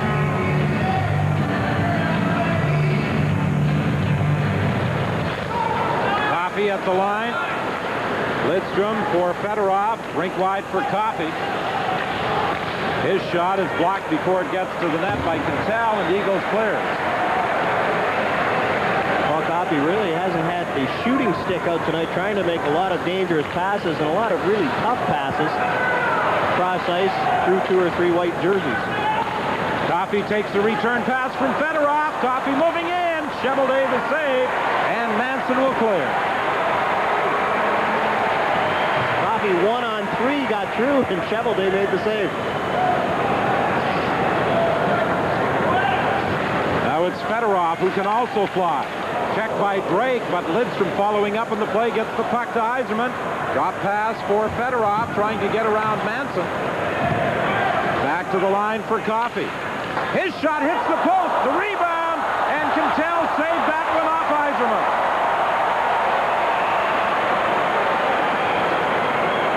To the point to Coffey. He tried to get it back to Yzerman. Yzerman was checked. 49 seconds left in the penalty. Yzerman fakes it at the side of the net. Shepard couldn't redirect. Yzerman for Lidstrom. Shot right on the rebound, and it was knocked away from Shepard. Coffey out front to Yzerman. And Fedorov, and it was knocked over top of the net. Fedorov has it again. To the line to Lidstrom. In for Yzerman. 23 seconds left in the penalty. Yzerman circling, being watched by Quintel. Over to Coffey. Coffey to the point. Lidstrom in for Yzerman. In front for Fedorov. He couldn't get a shot, and Emerson fires at the length of the ice. Best part of your penalty killing is your goaltender, and Tim Cheveldae making the big saves as the Detroit Red Wings working the puck around well down low. Shepard took the pass across the line offside as the penalty to keep Tkachuk expires. 9:07 remains in the game. When others are blowing hot and cold about how beer is made. Two-time Norris Trophy winner was out there for the full 2 minutes on the power play. Ray Shepard off the post. Stefan Quintel, ball hockey save, comes sliding across and stops Steve Yzerman as Yzerman had the empty net. Full 2 minutes, plus he was out the shift before. He was the one who drew the penalty on Keith Tkachuk. Stayed out for the full 2 minutes, gets a little breather, and you bet, trailing by 2 goals, he'll be right on next shift. And it was his shot from the point that Shepard redirected off the post. Chason is being watched by Domi for Konstantinov. For Primo at center ice, he was checked by Eagles. Back comes McBean. McBean drives it in. King along the boards takes a hit from Ciccarelli. Eagles gets into the play. Back to the net for Domi. Domi and Konstantinov bump. King is in there as well. Finally, Primo frees it for chase on to Cicerelli. Into the corner for Kozlov. He's knocked down by Kennedy. Kozlov lost his helmet in the process. Now Kennedy tries to kick it along the boards. Kozlov freed it. A centering pass knocked down by McBean. And with help from King, the puck is redirected down the ice. Very physical game by the Winnipeg Jets. The big hit by Domi. Their defense has really stood up, and the acquisition of Dave Manson has given everybody that physical presence. Chase on shot is blocked and held by Tim Chevelday. Here's Scott with another update. Don, another afternoon game, and the red-hot New Jersey Devils, as they visit the Boston Gardens, they take a 3-1 lead on a goal by Bobby Holik. Ray Bourque, later in the game, scores on a penalty shot. That makes it 6-5. He scores a minute later to make it 6-6. Ray Bourque with 2 goals, but Stefan Richer drills the 7-6 goal to put New Jersey ahead for good. They score an empty netter and win it 8-6. Nichols, McLean, and Richer with 2 each for Jersey. They are now 2 back of the Rangers in the race for number 1 overall. Martin Brodeur came in relief of Chris Terreri in that one, and it looks to me like Brodeur is going to be the number 1 goalie for the Devils going into the playoffs. Yeah, every time it looks as though the Rangers may be shaking the Devils, Jacques Lemaire's team gets right back in the chase, and they're now within 2. And the Rangers have been struggling of late. 7-3 losers last night to the Chicago Blackhawks.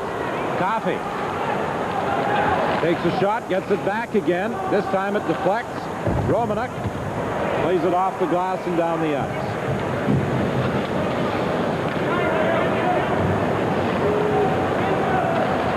Coffey to Howe. He's checked by Romanek. Fisher races to the corner after it. He and Johnson collide. Now a lead pass. Johnson works his way through. Puck is knocked back to center. Fisher trying to stay with Draper. Ulanoff takes it in his own zone for Quintal. And now Ulanoff flips it around the boards, and there's another whistle on the play. And with another update again, here's Scott. We're back to the Montreal Forum, where the Quebec Nordiques are now getting desperate. This one late in the third period, all alone, 51. Andrei Kovalenko, his 14th of the year. He narrows the gap, now 4-2 Montreal over Quebec. And that's the same score here at the arena as we welcome our viewers to our Molson Hockey Night in Canada telecast. 13,871 watching the action in Winnipeg tonight. Detroit carrying the play, but they can't beat Tim Chevelday. This could be their 3rd loss in 4 games, and in those losses, they've outshot the opposition 111-63 and lost 3 of the 4.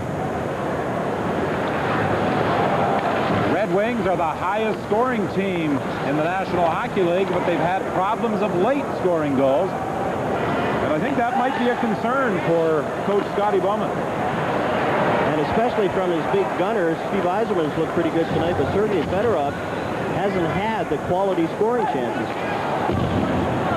Yzerman shoots it back in. Chase on, picks it up in the corner. Fedorov can't get away from Nelson Emerson.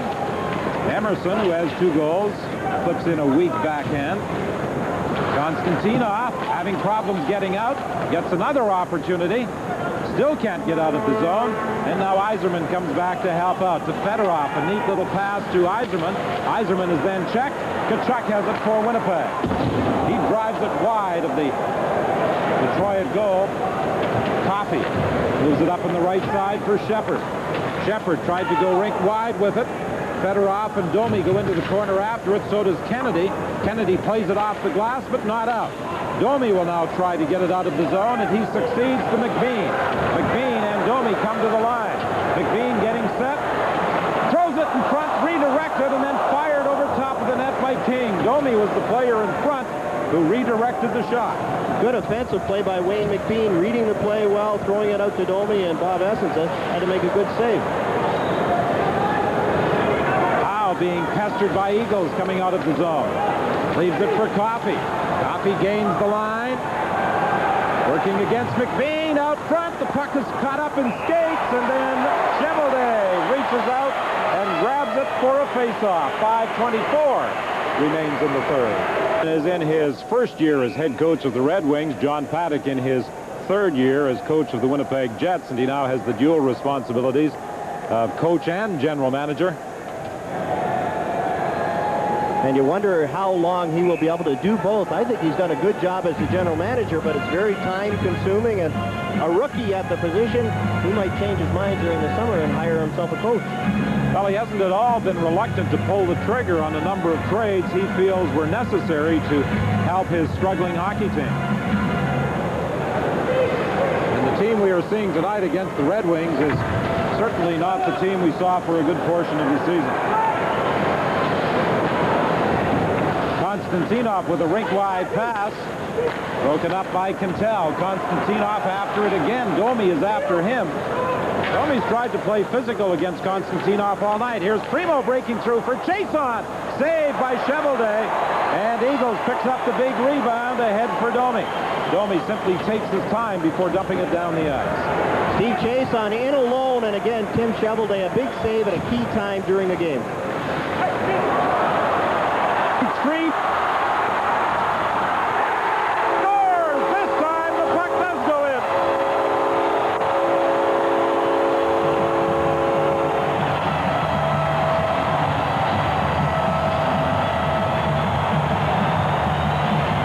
Turnover again at the blue line as the Detroit Red Wings have done this a number of times tonight. Yzerbar through the legs, follows in and goes off his foot. Drives to the net. He doesn't kick it in, but just because he's going to the net, the rebound goes off his feet and then slips into the corner past Bob Essenson. Mick Magoo's on the phone because the Red Wings are going to try and say that's kicked in. I don't think so. I think the rebound came off Bob Essenson, goes into Yzerbar's feet, and goes back into the net. Comes off Essenson, hits Yzerbar's skate. There has to be intent. It goes off Yzerbar's right skate. Now, does he direct it? Did he turn his foot to direct that one in? On that last replay, it looked as though he was also trying to get a stick in there to shove it past Bob Essenson. Essenson wasn't sure where the puck was. He was looking to his right. I don't think Yzerbar intentionally directed that puck into the net, and that has to be the call. It did go off his skate. There's no doubt that it goes off his skate. The original shot, the rebound comes out. It's off his skate as he's going by the net. And I believe after viewing replay, they have decided no goal. Off Yzerbar's skate, but did he turn his foot to direct it into the net? John Paddock can only shake his head because he thinks it should be a 6-2 hockey game right now, and it's still 4-2. Tkachuk had a goal disallowed by a quick whistle on a breakaway, and now Yzerbar has this goal overruled by the video replay judge. And the Winnipeg Jets, during their drought and during their slump during January and February, they would have folded after that Tkachuk goal. They're a very fragile confidence team, but in the past week, they've been able to play a lot better and play with more poise and confidence. Lidstrom dumps it to the corner. Daryl Shannon is back after it. He's bumped by Draper. Hansen tried to get it out, and Yzerman's shot deflected wide by Chevelday. Chevelday now with 36 saves in the hockey game. Yzerbar trying to go around Lidstrom. The two bump as the puck goes to the corner. It's centered. Nobody there. Draper flips it back to the neutral zone, and the fans, as they did the other night, and the 4-0 shutout, begin a chant of Chevy, Chevy, Chevy. And that was a great save on Yzerman. A puck labeled to the top corner, and Chevelday with the right hand got the save and directed it to the corner. These chants a little different than what shipped to the year at the Joe Louis Arena. He'd get booed when they were announcing the starting lineups. Ulanoff keeps it in at the point. Ulanoff tried to center it for Tkachuk, and it was blocked by Chason. Tkachuk just flattened Paul Coffey, and that created the turnover and the chance in front. 3:28 remaining. Fedorov gets to the line. Kozlov picks it up, plays it to the point. Kept in by Chason. Fedorov check behind the goal. Drake goes after the puck. The ex-Red Wing starts away with Chris King. King gets to the line. Look for Drake, and it's intercepted by Howe. Kozlov starts back with Shepard. Shepard winds up and fires wide. Domi flips it high back into the Detroit zone. Lidstrom goes after it for an icing call with 2:51 remaining. Tim Cheveldae is playing with so much confidence. Ray Shepard with a good scoring chance. Cheveldae out to challenge and force Shepard to shoot it wide. Keith Tkachuk on Paul Coffey. Good solid hit. Created the turnover in the 2-on-1, but the shot doesn't get through.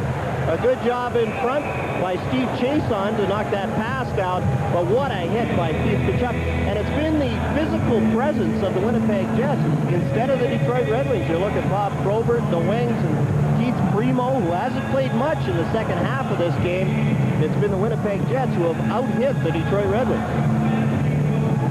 Bob Essenzel's last win was on March the 4th when he beat the Ottawa Senators by a score of 6-1, a neutral site game played in Minneapolis. He has not been a winner since the trade on March 8th to the Detroit Red Wings. And in his defense, his team has only scored 5 goals for him in 3 games. Lidstrom gets set. Shot right on, and another save by Cheveldae.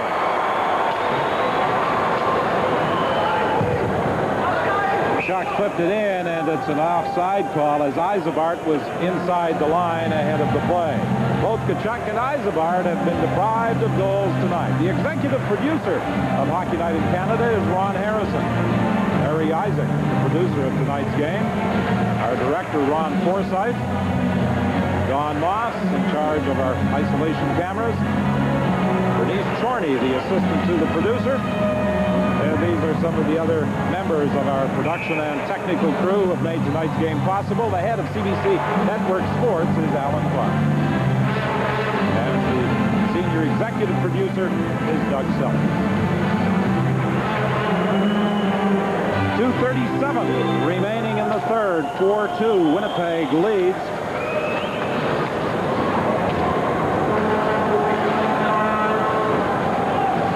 Third period. This line has been on the ice a fair bit for the Jets. Domi, King, and Eagles as John Paddock tries to protect this 2-goal advantage.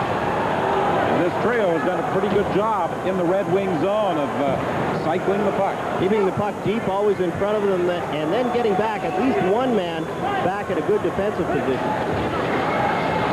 Here comes Johnson. Johnson knocked off the puck by Thomas Steen, who's out there now. He takes the pass, and Steen flips it deep into Red Wing territory as the Jets make a line change. 1:50 remaining. Fedorov working in against Shannon, drops it off. Yzerman getting set, now lets it go right on.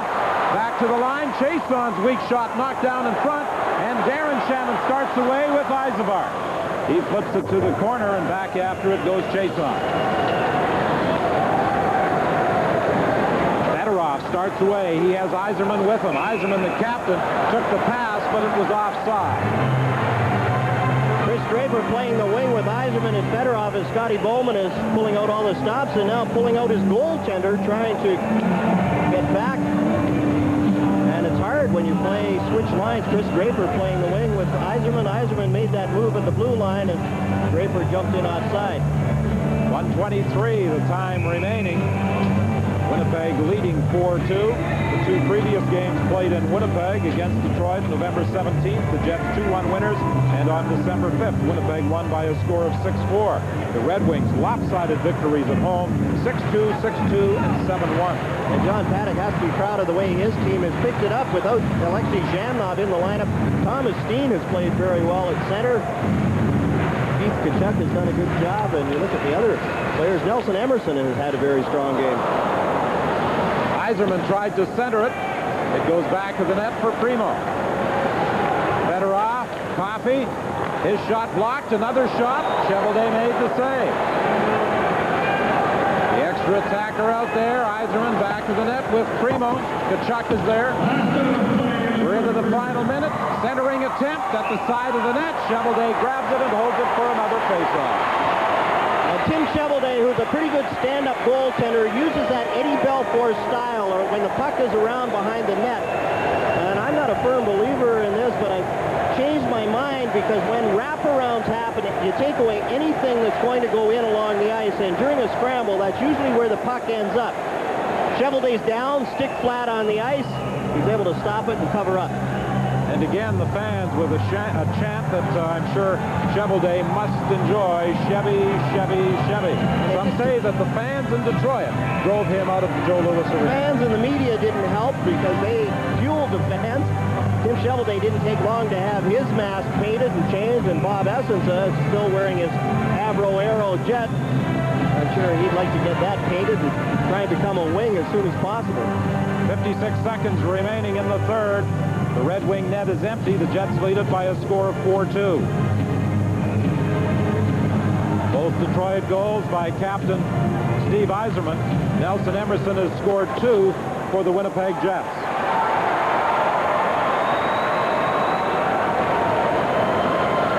And at this time, we say hello to viewers who have watched the Montreal Canadiens defeat the Quebec Nordiques 5-2. I'm Don Whitman, along with John Garrett and Scott Russell at the Winnipeg Arena, where Scotty Bowman is looking on with his team trailing 4-2 with 46.7 seconds remaining. Tim Shovelday, as he was in a 4-0 shutout of St. Louis on Wednesday night. The big story, he has made 39 saves against his former teammates tonight. And the Jets have had 2 goals disallowed here in the third period. They've really created turnovers, played a very aggressive game, and have out-hit the Detroit Red Wings. Eagles against Yzerman. Eagles wins the draw. Manson picks up the puck, flips it along the boards for Drake. Drake having problems getting it out of the zone. Manson will now try, and he succeeds in flipping it to center ice. Coffey tried to drive it back in. Cantel knocked it back out to center. Primo frees it now for Fedorov. His centering pass is blocked. Flipped out to center by Tkachuk. A long shot sails wide up the empty Red Wing goal. And now Paul Coffey starts back. 13 seconds remaining. Driven down the ice by Manson, again wide of the net. And it's an icing call with 6.5 seconds left. Fans loud here at the Winnipeg Arena. Probably the best fans in the league for staying positive. You look at that long winless drought of the Jets, and when they finally ended it, the team got a standing ovation. The Detroit Red Wings have problems here at the Winnipeg Arena. You look at their record this year, how well they've played, how the Jets have struggled, and yet the Detroit Red Wings just cannot seem to win here at the Winnipeg Arena. Scotty Bowman surprised everyone by starting Bob Essens in the game tonight. Everyone anticipated that Chris Osgood would be the starter. And 3 of the 4 goals that have gone in against Bob Essens were of the questionable variety. As the puck rolls into the corner, the final seconds tick away, and the Winnipeg Jets have made it 2 in a row as the players mob Tim Shovelday, his second straight win, and what a satisfying moment this must be as he defeats his former teammates 4-2. In a moment, our Molson Canadian 3-star selection. Chances are you'll find a Chrysler Magic Wagon. Are we there yet? Maybe it's because we introduced the world's first minivan. Are we there yet? Or that we were the first to offer child safety seats and standard door airbags. The dog has got to go. Are we there yet? All we know for sure is we created Canada's most popular minivan. Okay, everybody. By continuously asking one question. Are we there yet? I believe in the Esso products more than I ever did before because I've been to the plant and I have seen what they do here. They've really proven to me that our products are top quality. It's the additives involved that make them different. We do stringent tests on gasoline both during production as well as at the retail pump site. The quality seal, there's a substance to it. It really means something. The quality commitment seal, it's a true symbol of what Esso is doing. So with that seal, you know that you're guaranteed a good product from Esso. Welcome back to Winnipeg. Our Molson 3 stars in a 4-2 victory by the Jets over the Wings. The third star, the Detroit captain Steve Yzerman. He had 2 for the Wings to lead the attack. The second star, Tim Chevelday, how sweet it is for him, 37. A woman's determination to avoid married men is foiled at every turn in the three-part miniseries, A Woman's Guide to Adultery. From her three closest friends, who all have lovers, to the steady stream of married men she herself meets, Rose seems doomed to join the club. A Woman's Guide to Adultery premieres Wednesday on most CBC stations. Meow. His name has just 5 letters. The following is a live presentation of CBC Sports. A Molson telecast made with the finest hops as we hunt for eggs and the playoffs. In Winnipeg, it's a game of great importance and imports. That's only one of 2 games we feature early on. The others at the Forum in Montreal, where it's a tale of the Bruins and the Canadiens, featuring rival 77's Bork and Turgeon. And if that's not enough, Game 2 of our doubleheader tonight, the principal cities on Alberta's Highway 2, featuring fiery Joe Nieuwendyk and fiery Jason Arnott. That's coming up at Peter Puck's, according to Peter Cottontail. Happy Easter from all of us. We're assuming Hallmark will be calling any minute to hire the crew from tonight's telecast at the Forum in Montreal. One of 3 centers from which the telecast emanates tonight as we welcome you to Molson Hockey Night in Canada on CBC. I'm Ron McLean. Everybody in this rink, and it's been jammed for an hour now, speaks with an accent. And it's principally a Massachusetts accent. It's the first trip in here by Boston this year. The previous 2 meetings, Boston won at the Garden 7-4 and 6-0. But they'll face Patrick Roy, who's red hot for Montreal. And the big story for the Canadians, you might remember a week ago on Hockey Night in Canada, right here he robbed Larry Murphy to preserve a 2-1 win. Then Monday night, robbed New Jersey. Last night, almost robbed another one for the Habs. You may see his movie just out, Rob Roy. We'll have a big show in Winnipeg tonight. The Leafs without Gilmore face the Hot Jets coming off the win against St. Louis, and Alexei Zhamnov third in scoring. And then the doubleheader game, the Battle of Alberta, with Kelly Kissio goals in 6 in a row, 7 over that stretch. Well, as you know, all these games are meaningful now. One was played this afternoon. Ottawa's out mathematically, but Pittsburgh is gunning to chase down Quebec, and they score here to tie their game with the Senators 1-1. That's Joey Mullen's 14th goal of the year. Now they make it 2-1. Nice work by Jaromir Jagr in the corner as he'll get out and beat Darren Madeley. Madeley faced 47 shots. He didn't look great on that one, but he was tremendous in the game for the Senators. 2-1 at that stage. They'll make it 3-1 here as Thomas Sandstrom roars in for his 17th goal of the year, 1 of 2 in the game for Sandstrom. The other highlight for Pittsburgh offensively, Chris Tamer gets his first NHL goal. So Pittsburgh's 4 back of Quebec with a game in hand. There you see a look at the Eastern Conference standings. The big story is down lower, where Buffalo is nursing that 1-point cushion on the Rangers. Montreal just 3 in arrears, and it's every bit as complex in the West. Detroit plays St. Louis tomorrow. They're all but a cinch now for first in the conference. We got all this to titillate you, plus our great Hockey Night carrot, which is, of course, grapes in the first intermission.